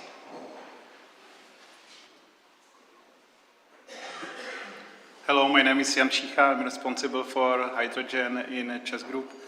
And of course, Czech as a leader within the Czech Republic for the energy sector, one of the leaders, we want to be also the major player in hydrogen, as well as for generation renewables, as well as hydrogen production, of course, also for services through the Czech ESCO to our customers. Sometimes looking to hydrogen, I think, will be today for me that we are like in fairy tales, you know. We will swallow rose. After 2027, we will sleep all of us, and till the European hydrogen backbone, we will wake up and everything will be lighted by the sun. But it never happens, of course. So my key question for next year will be what we will do. what we will do during these 10 years, for more or less 10 years period, when we will produce hydrogen for high price, and will be extremely difficult to find out without appropriate supporting scheme the customer who will be willing to pay this price for years. So this is the key topic for me for next years. Okay, good afternoon again. Thank you for opportunity to be here. I am here because Air Products is global leader in production of hydrogen. And today it was already mentioned by Boston Consulting that we are part of project, the biggest project, worldwide project, NEOM in Saudi Arabia. And we are also building import terminals in Hamburg, Rotterdam, and Imingen. And I would like support activities Net4Gas for build up hydrogen infrastructure in Czech Republic, and I will be very happy if we will have opportunity to bring RFNBO hydrogen into Czech Republic. For bring hydrogen into Czech Republic in volume for industry, we need infrastructure, we need pipeline. We have alternative, we could also bring green ammonia by train, but there are some barriers on these logistic issues. But we have some alternative, but we need customers, yeah? We need legislation in place, and we need big customers, not small one. If someone asks us for test of one bus or two buses, it's every time expensive, every time, and we have to think big and in big scales, and then cost of hydrogen will going down. Yeah, it's the reason why I'm here. Good afternoon. I'm representative of Orlen Unipetrol, the only refinery company in the Czech Republic. So currently we are the biggest producer of hydrogen in the Czech Republic, of course the grey one, fossil one. And we are the main producer of the transport fuel in the Czech Republic. So our responsibility to put on the market RFNBO energy is clear. And that's the reason why, as the biggest producer and biggest consumer, why the hydrogen, and especially the sustainable hydrogen, is absolutely key for us. And for us, the infrastructure and the pipeline and import of hydrogen is something which could optimize our cost. And definitely without import and within current legislative framework, without the import of hydrogen, we will not be successful as the Czech Republic, and general target for hydrogen is not possible without import of hydrogen, because the Czech Republic is in a very bad position for the RFNBO hydrogen and, let's say, in our production facilities. So that's the reason why I'm interested in the infrastructure, and probably why I am able to say something about the future of hydrogen in the Czech Republic. Okay, I think that you all mentioned issues which, in short, I'm a consultant, so I can calculate everything in money. So in short, basically you were telling me that the problem is the price. Could you be more specific to if you see some ways or ideas or visions, what is it that could help you in this? Because favorable price means also customers, consumers. So if you can elaborate more on this, if you could be visionary. Okay. I try to start. I think it's the first point is that we are looking for a back-to-back project, because the market for the green hydrogen simply not exist, and probably will not exist for a long time within the Czech Republic. So that's one point. The second point is we are looking and working on that, and have a difficult discussion with the state authorities about the integrated funding schemes, because it's in so regulated market as we have in Europe and as well as in Czech Republic, we cannot believe in the market and market liberalization should help us scale up the hydrogen and these topics. So I think for me is the key for now is to find out the common way with the state authorities about the funding schemes, not just the fundings and variability of funding schemes. Definitely there will be not operating one size fits all, as we can see sometimes, that we have one tool from one area and we think will be fine. So the integrated funding scheme for CAPEX as well as OPEX, because even if you have high CAPEX funds, then still the operation will kill you in several months, not even in years. And the last point for us is even if there is very low hope, we still have to fight for the nuclear hydrogen production, because I think within the Czech Republic and our conditions, with the limitation acceptance of wind and also the limitation of potential of wind, we will have all the time the difficulties to produce renewable hydrogen, and the nuclear or production from the nuclear could be some hope for us in this, especially for the transition period. Thank you. Any other comments or? We saw today a lot of very promising numbers for the price from abroad.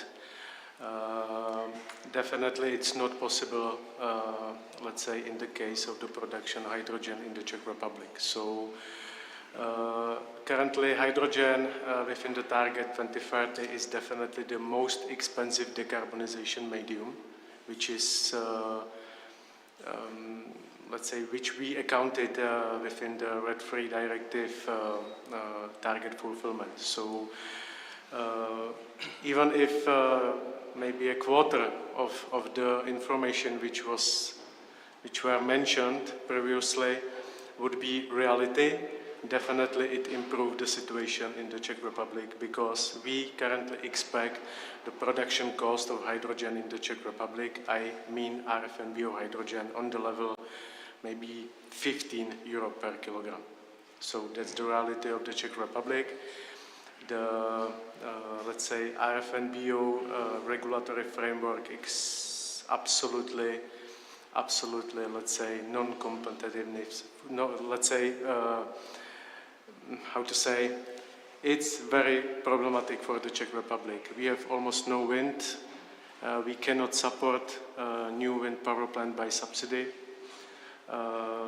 So there is no potential for the good utilization of the electrolyzers. So we can expect that we will spend a lot of capex for the equipment which we will utilize within 30%. So that's the reason, especially why we expect a very high cost of the hydrogen from Czech Republic, because we spent a lot of capex for the low utilization of this equipment. So that's the difference compared to other countries within Europe, especially the, let's say, with the potential of offshores, wind power plants and so on. So that's our, let's say, big issue with hydrogen, that we really expect a good impact of import, because it could very significantly reduce the cost for the RED III directive target fulfillment.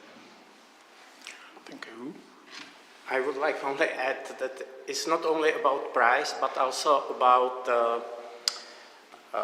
footprint of scale of what we will need of land for renewable energy. For example, our NEOM project need for production 600 tons of hydrogen per day, 300 square meters. It's impossible in Europe, yeah?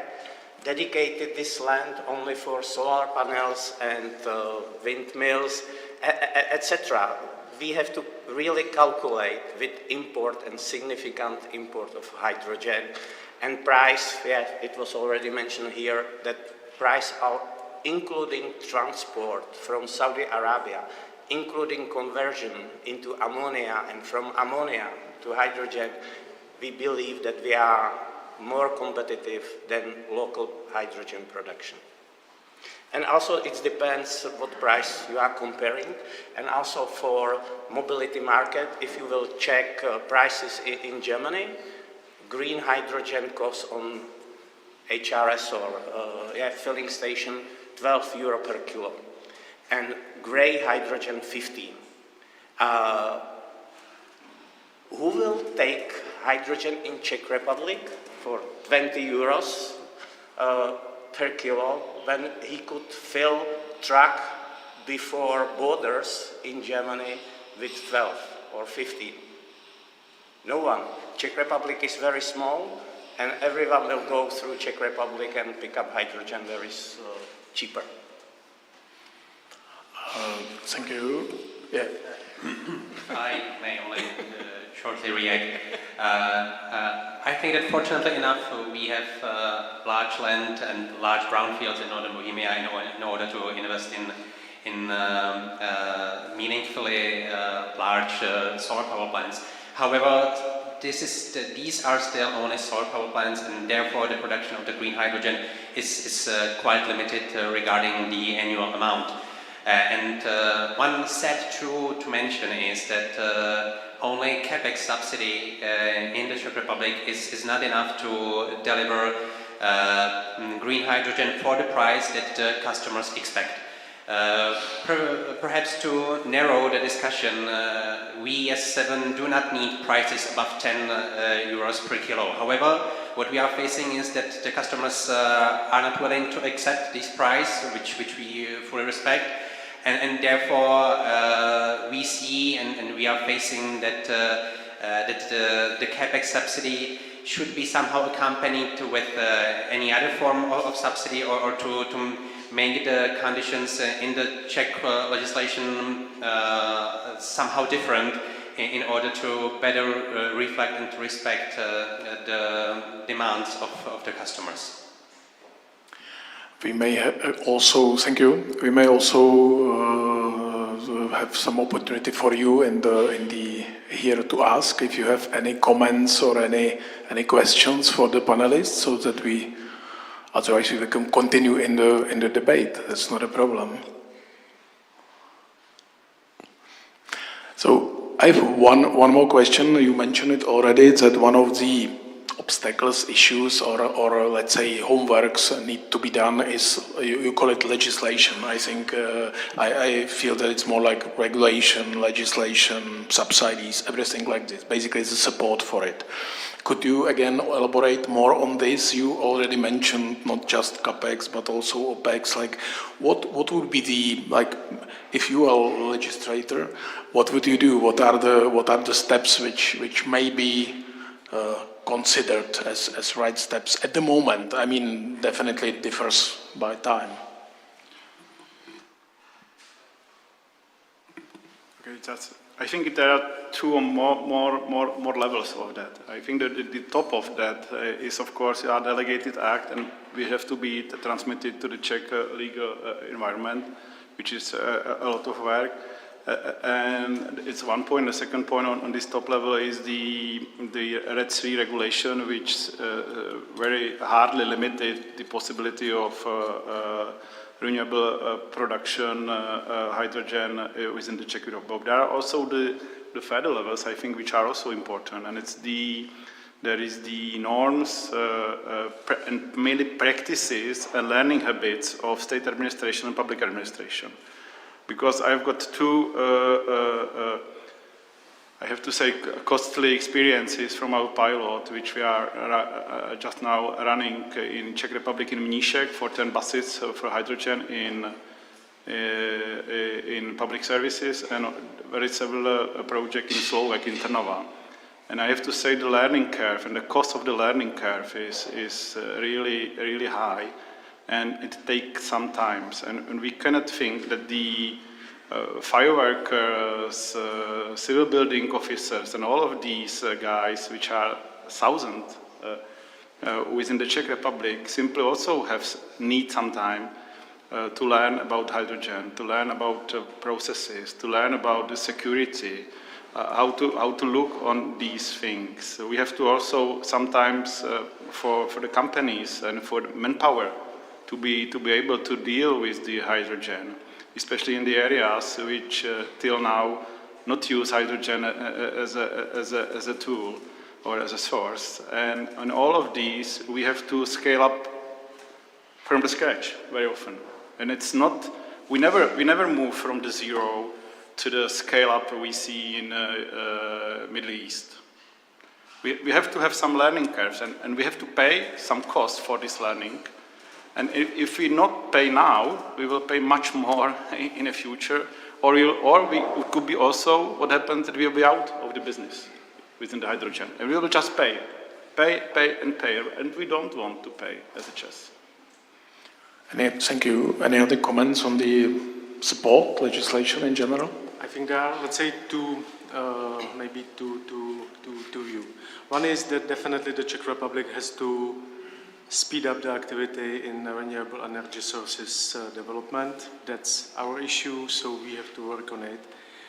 The second view is that without the changing of the rules for RFNBO production, general rules, definitely the Czech Republic never will be competitive in hydrogen, because there is the same, let's say, equal opportunity for the production within the Europe. So, let's say, the equal rules for the whole country is not, it's not, let's say, competitive for us. So definitely,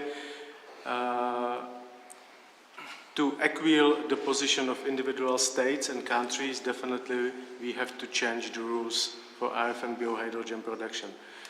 Otherwise, we definitely will be dependent on import. Okay, maybe it's one thing is that it's not good from the security point of view for the Czech Republic. That's one thing.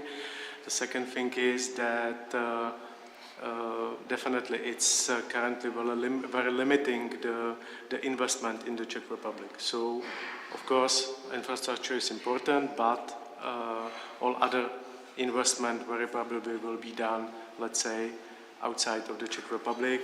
So it's not fully positive for the Czech Republic as well. Thank you. Any other comments from?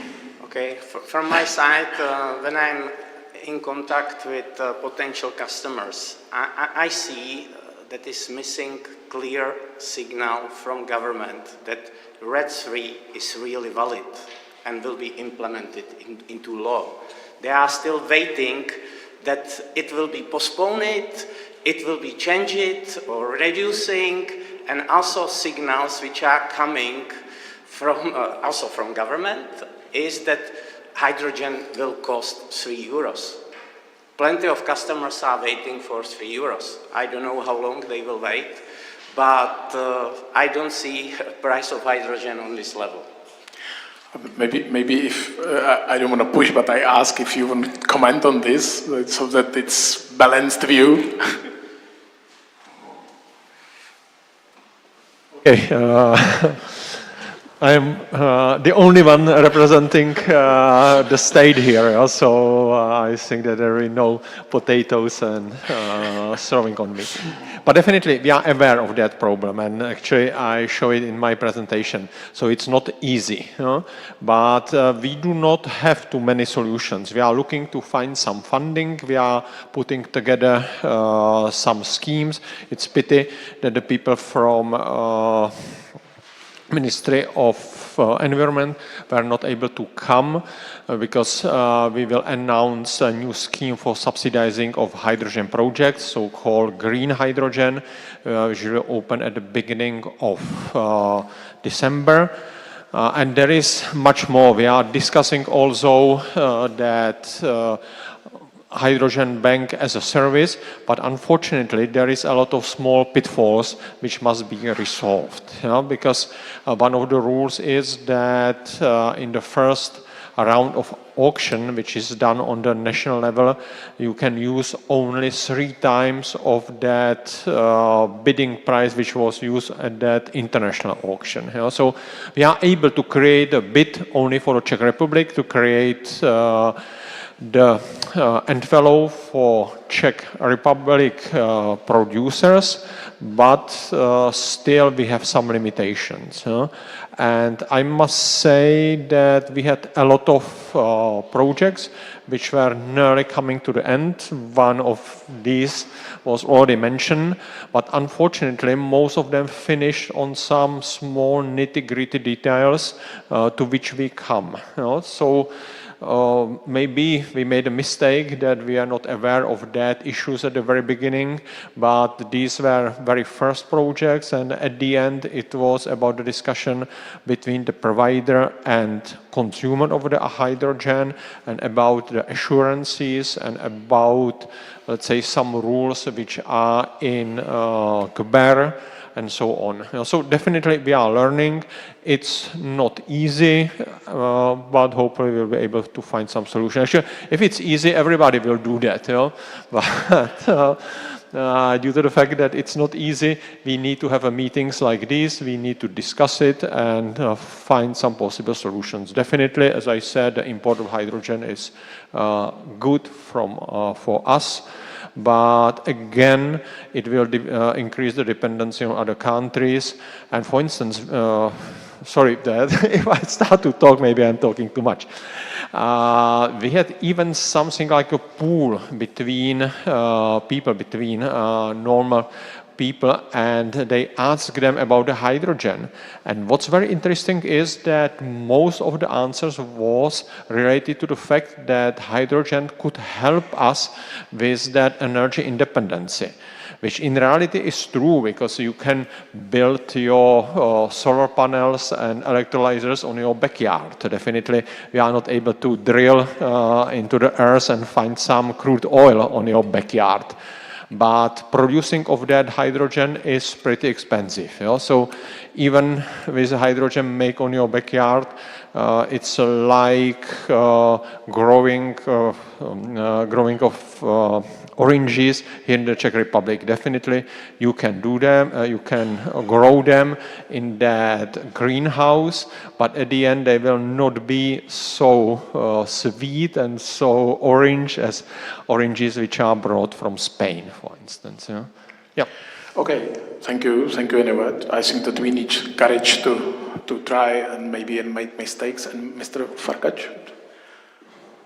I learned to be the most specific speaker regarding numbers, so I want to mention that the problem we are solving and what the Czech Republic is facing is the price difference between the needs of producers and the expectations of the consumers. And based on our experience, this difference is about 2 to 3 euros. So we are not talking about $1 billion here. Really, the difference is not that large that should somehow prevent us from finding the right solution. Therefore, we really believe that domestically we will find the solution in order to start the Czech domestic market regarding green hydrogen. And the issue we have to cover is to find a solution for eliminating this difference regarding price expectations that really is 2 to 3 euros. Okay. Any other questions or inputs? Yes, please. I have a remark to this idea that the Czech government could buy some hydrogen.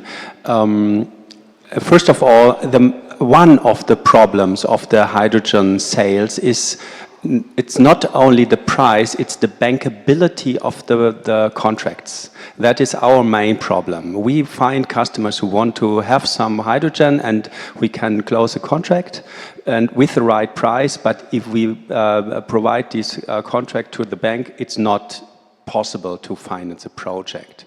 And some years ago, we had a good initiative of the European Union when the European Union starts to buy on an international basis natural gas. It was at the beginning of the Ukrainian war.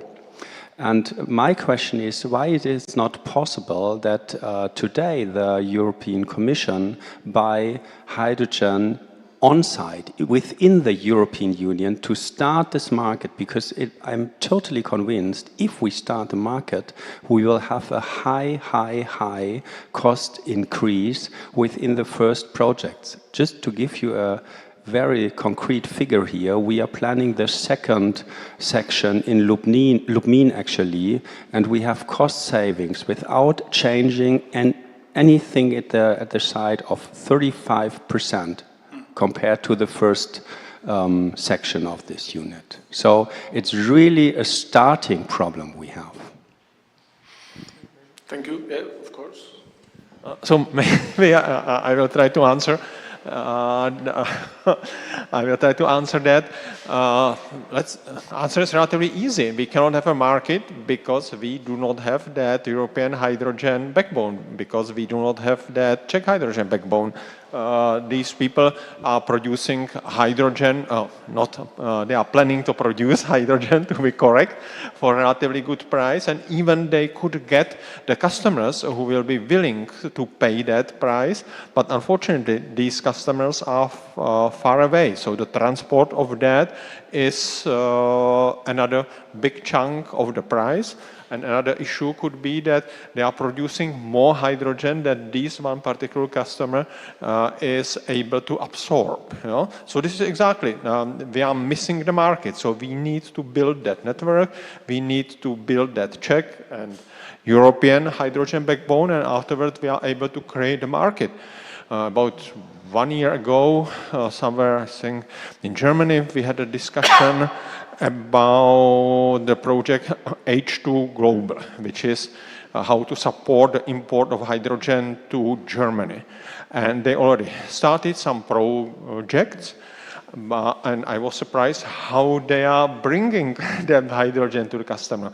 But at the end, all the hydrogen was not hydrogen, but ammonia. You know? So we have a market with ammonia, and ammonia could be somehow move across the Europe, but definitely today we are moving a lot of ammonia in the wagons, in railways, but definitely to increase that amount 3 times or 10 times could create some tension, you know, because ammonia is a little bit not very smelly and it can create a lot of issues. You know, but to have a market, you need to have connection between the producer and consumer. And today we do not have that. Just to comment on this, and maybe to also have some words also to the panelists again.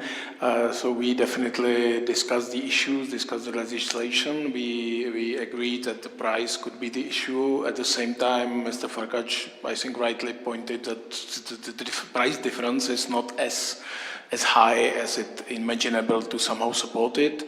And I feel that it's really a chicken and egg problem a bit, how to start the market or how to do so. Maybe my question, very direct to the panelists, is what said Mr. Marvard. So to start, like one of the things to support the Czech backbone makes sense, or not?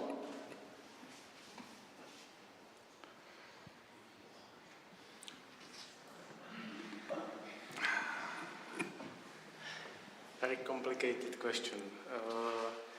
Unfortunately, when I, let's say, look at to this issue from the, let's say, manager point of view, and when I should submit the project for the approval, it's very complicated to fight with any advisory information, which was a very positive morning. Because the information was so positive that spent billions of Czech crowns now, it's very complicated for approval. And that's, I'm afraid that there will be a lot of, let's say, waiting for, let's say, next year, how it will look like, and so on. What I mean is just that this is the support from the government. But I mean, we are here on PCI and so I mean that this is sort of like start of the game, and this is sort of like we are back on this support legislation and how to start the market and basically chicken and egg problem. So the question was more like that to support the grid, to support the pipeline is in the eyes of today's discussion the wise thing to do, at least. Generally, any support is, I think it's important, it's needed. I am not 100% sure how it's possible and if there is, let's say, big willingness to do it, especially in the hydrogen. I see quite good support for renewable sources. Somehow there are some, let's say, of course, some relatively small team for hydrogen in Ministry of Industry and Trade. But generally, from other, let's say, support is more by, let's say, just word, we support you.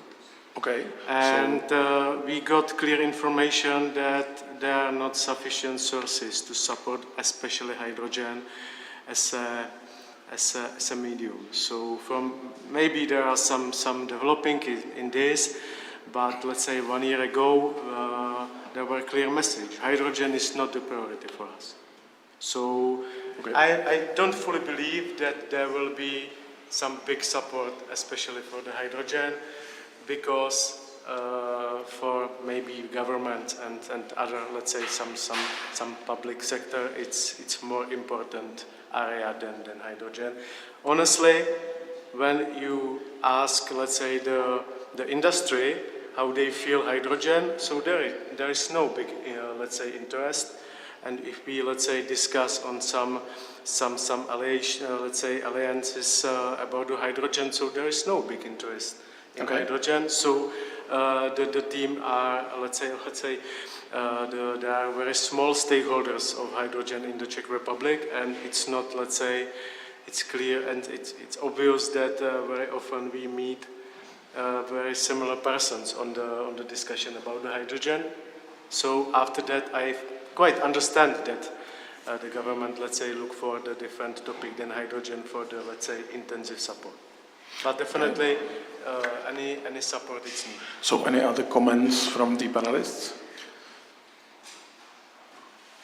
As usual, I would like to comment.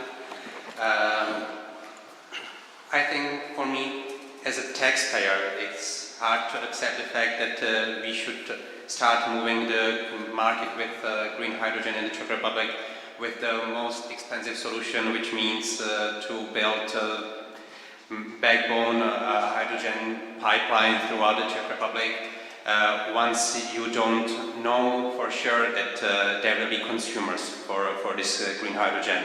Therefore, I really think that the consumers should somehow make public their expectations regarding the amount, regarding the price, because for us as a pure hydrogen producer, it's just a business case, it's just a business opportunity, whether we will invest or not, but we do not face the need to consume the green hydrogen. Therefore, I really think that in order to make the right decision from the government point of view, whether or not to invest in the backbone pipeline, I would like to hear the guarantees of consumers that they will really consume.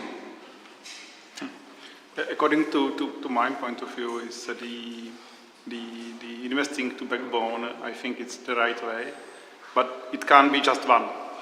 It can't be the only one solution, and we cannot rely fully on that. Mainly, also, it's not just the question of the security, because if there will be, we will just wait. And wait, the question is how long we will wait, but I'm pretty sure my company will not pay me for this time. So it can't be that we will wait, that all industry and all transport simply wait till 10 months, maybe, 2 years, maybe, 10 years. Unbelievable. So it can't be. So I think we still have some pipeline of potential opportunities. We are working on that, and we definitely would like to do something. As I mentioned, we see at minimum 3 point topics we have to solve. how to build the dedicated renewables within the Czech Republic for hydrogen production, because there will be a period of 10 years we will have no hydrogen from import. We have to talk with state administration and European Commission about the 3 limitations. We have to spend a lot of quarrels and constructive dialogue with the state administration about supporting schemes. And we are trying to find out some customers who are willing to pay some extra money for experiences. And I hope we will be able to find out some further. Thank you. Mr. Pavlíček, maybe some add-on. Okay. Support or investment into hydrogen backbone, I see that is very important for distribution of hydrogen, because still, if we will distribute hydrogen through pipeline, is the cheapest way how distribute hydrogen.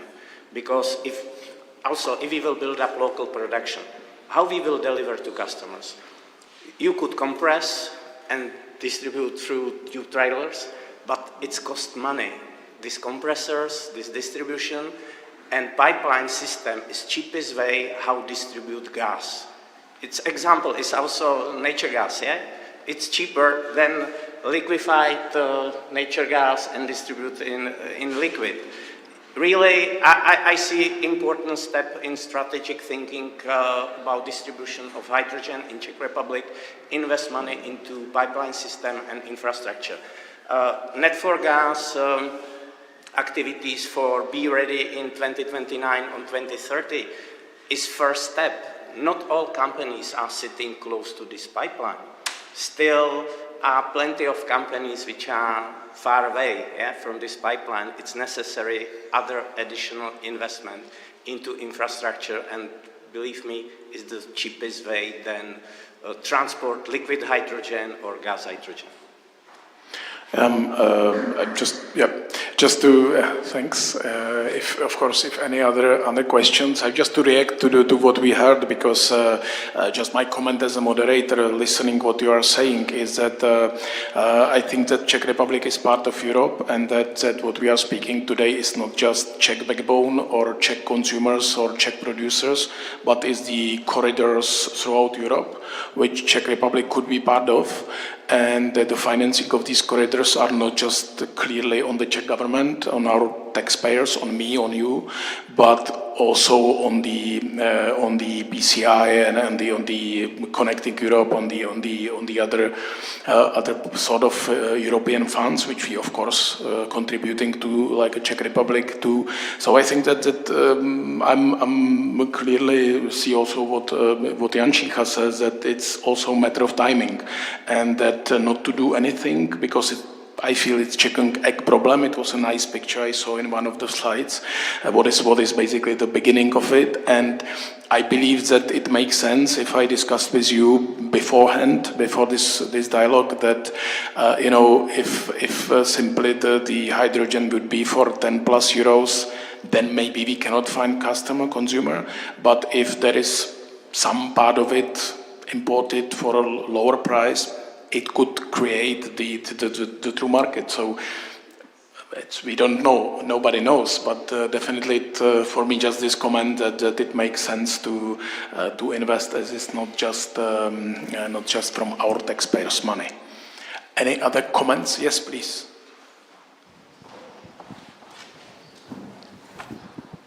Thank you. Maybe just to share some experience, we are not working in Czech Republic, but we are developer of hard-to-chain projects, and among others, we're working in Lithuania, where you have a similar problem that there is no pipeline yet, and it will only be in 32 earliest. So what we do is, of course, we want to be close to the consumers. Like in the whole Baltics, that's not very difficult. There are only two, the refinery and an ammonia fertilizer plant. But we of course, chose the locations in such a way that they're very close to the future hard-to-chain pipelines, because otherwise we would end up developing a very, very small project just to cater to the local needs next door to the refinery, which would make the development extremely expensive, right? Like you go and raise funds for a 10 megawatt project and that doesn't make sense. So the perspective of the pipeline is absolutely necessary to actually get even away with a small project, And secondly, of course, like the customer next door is only going to scale its demand if he sees that there is like a pipeline there, so he can actually rely on that and make the necessary investment decisions. And thirdly, the only way to scale then the project that can start small is, of course, by having a liquid market that you can sell into. And fourthly, only through the pipelines you can solve the storage problem, because that's the other thing. If you want really green hydrogen, or you track the load of a PV or a wind plant, that means you have also an intermittent hydrogen production. Of course, you can store it, you can use battery storage, but only to a certain extent. In Lithuania, for example, the most dominant renewable energy source is wind, which will, if there is excess electricity, will blow over weeks and months, so even batteries can't help there. So that means you need storage to actually match the hydrogen production and the hydrogen consumption. That only goes through like a centralized system, I think. Thank you. And there was another participant too.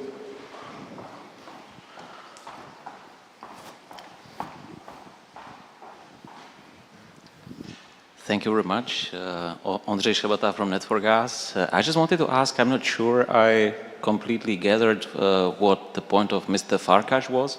So just to make sure I understand it correctly. So if I'm not mistaken, what you were trying to say was that basically it would be the Czech taxpayer would be better off supporting on, let's say, operational support, supporting a local electrolyzer, which would produce hydrogen for, as we've heard from Unipetrol, for roughly maybe 13, 15 euros per kilogram.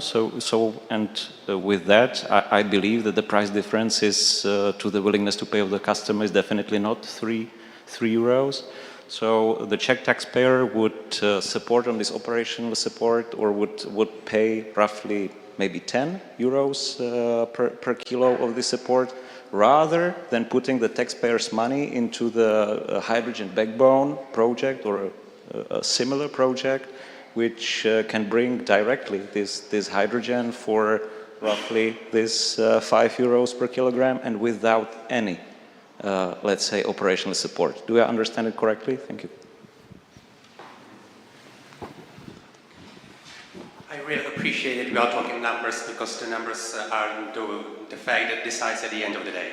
I was not talking about the price difference between 5 to 10 to 15 euros that you have mentioned. And what I can here frankly say that we are able to produce hydrogen for less than 10 euros. So the price difference really should not be 10 euros between the expectations of the consumers and the needs on the side of producers. What I was telling is that just name 20, 30, 40 customers that would consume green hydrogen in the Czech Republic. I don't know them. We are talking about 10 to 15, not more. And therefore we are trying to construct the backbone pipeline and to move the government in that direction to invest in pipeline that only 10 customers or 15 customers would take advantage of. That's what I'm telling. Sorry? Yeah, please, microphone. I think the Czech state is trying to build a pipeline so that the Germans and others would actually pay for it, and then the Czech customer, as is also for natural gas, or used to be for natural gas, would capitalize on the payments from the German customers to build those infrastructure to actually bring the hydrogen to the Czech customers. So I think the narrative is quite different, as you just mentioned. Maybe sorry, it's a very short reaction. I think it's always very tricky to look to the figures, because the figures we'll see on the slides, I simply don't believe will be. And will be in 2032, 2033, 2035. I don't know. It's far away. It's far away. It could be anything. I will drop anything to these slides. But we have hands now on our project, and we see the real price. And it's nevertheless, if it's a 7 price or Czech price or the cost of the Unipetrol, but it's something we really see. We see this price for the project which could produce hydrogen within 3, 4, 5 years. Definitely sooner than any imported hydrogen will be here. It's not the competitors. It's something which have to be followed for both ways, maybe 3 ways, 4 ways, 5 ways at the same time. It's not the question and fight between the import and local production. We simply need some local production till the end, till the import will be here. Nevertheless, what will be the figure out and what will be the price for imported hydrogen? Probably lower. Who knows? But it's not the matter now. The matter now is what we will do next 10 years.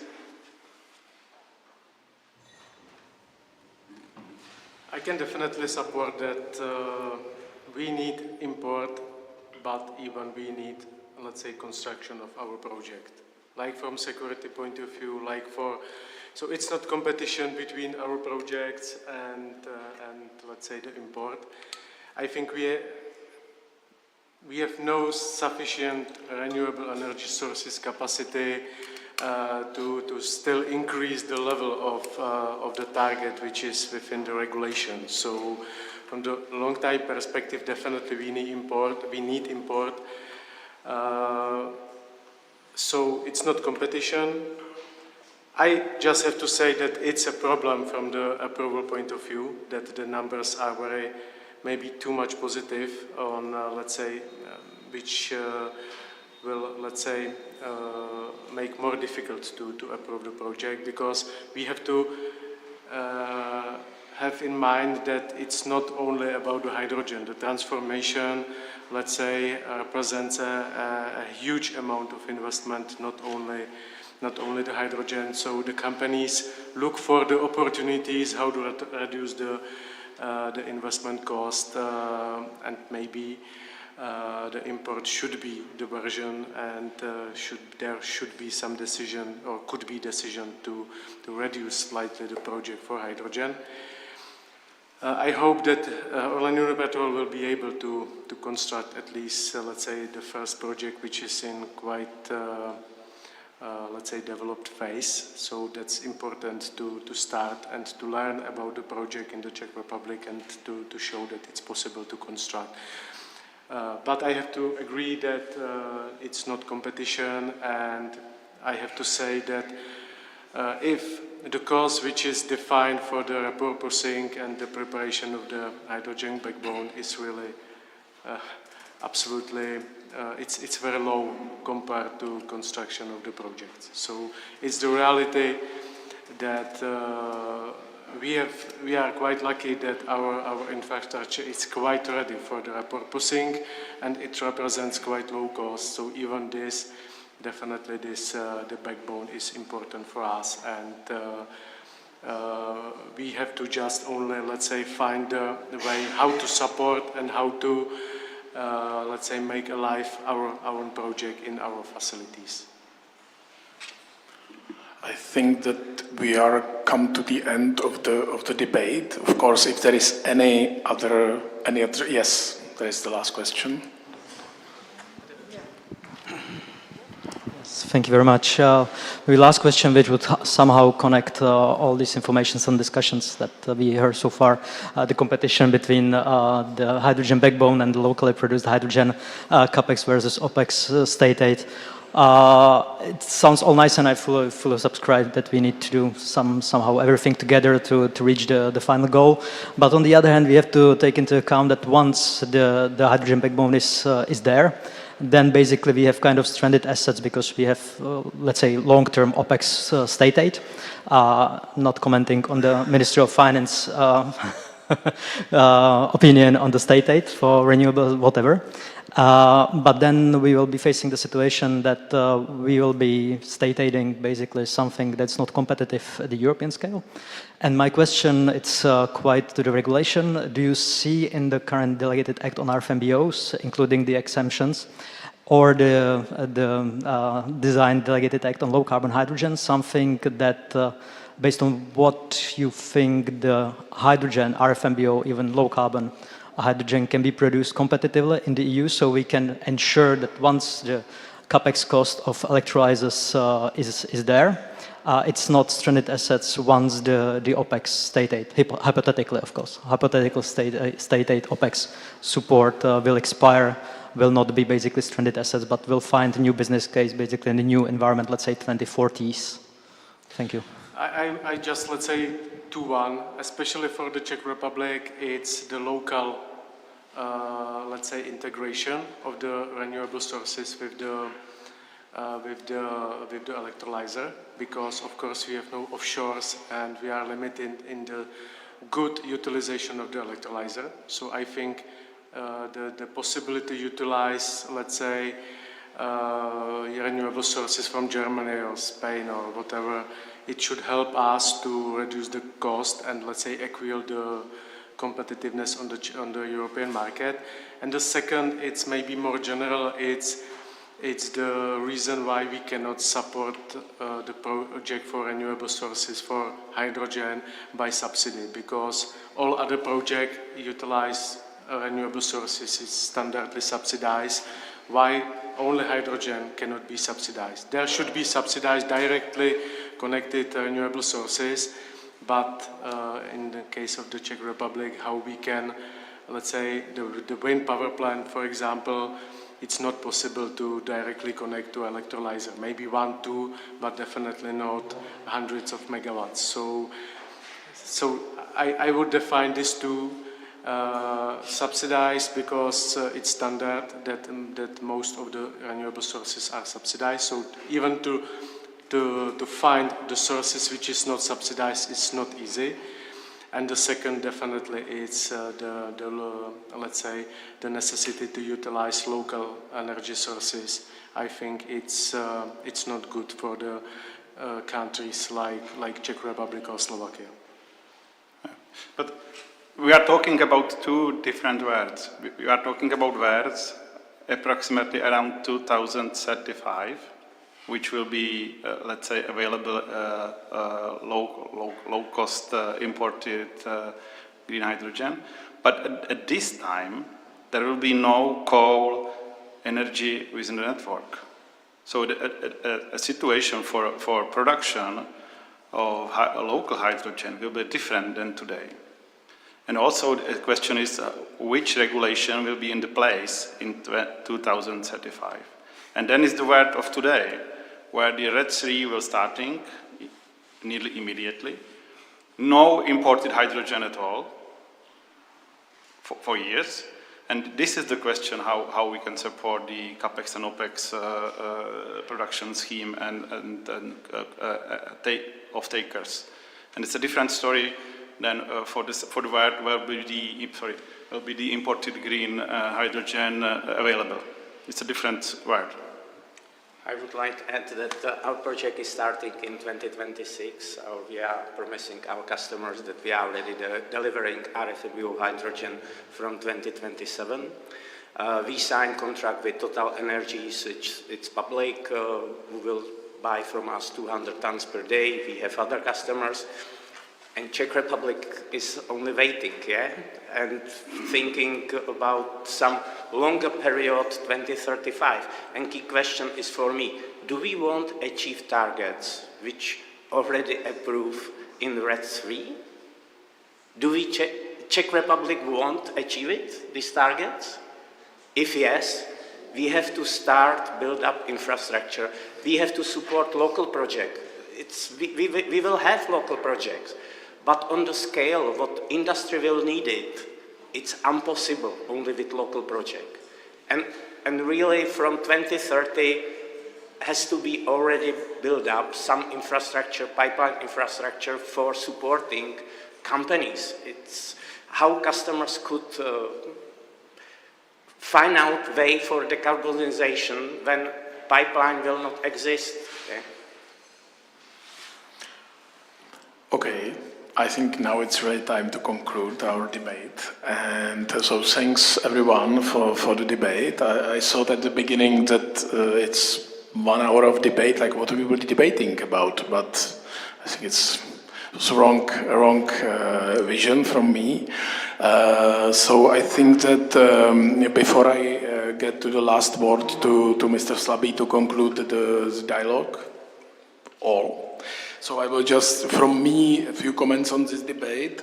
First of all, it's great that we have more discussion from the audience, that we have a lot of stakeholders, a lot of decision makers here, also the ministry. And the debate was a bit heated, and maybe we cannot come to some conclusion because the problem is not simple. And but nevertheless, I think that it's now about the decision makers to take a bold decision in the future.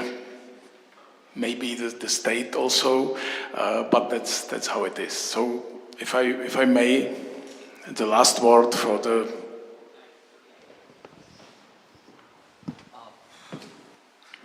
I said in the beginning that I will not talk long, and I will try to keep it even at the end. Thanks a lot for coming here. Thanks a lot for joining us. It was great discussion. So even a little bit heated discussions at the end, and I wouldn't conclude it out of these discussions, but out of the whole day. So what we saw that hydrogen is here. Hydrogen is a huge topic. So there are regions that are very much advanced compared to Czech Republic. And we should also take a lesson learned and look at where the system can work, so why not should be working elsewhere.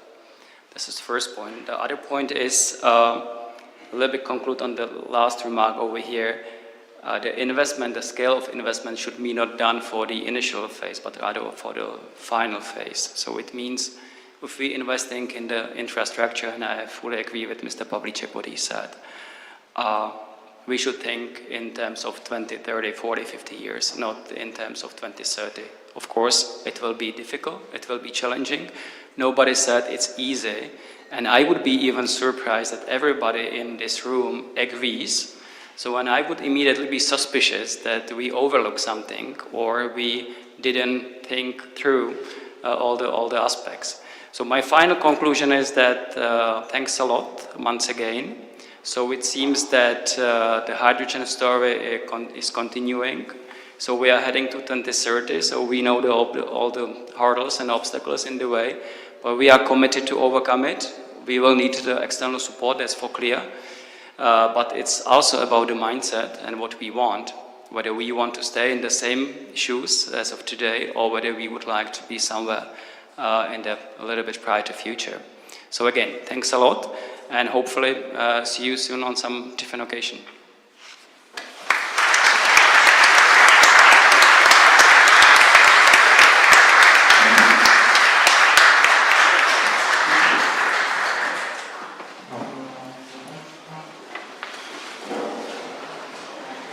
Tak co, ty mi zákazníci, jo? No, vám bych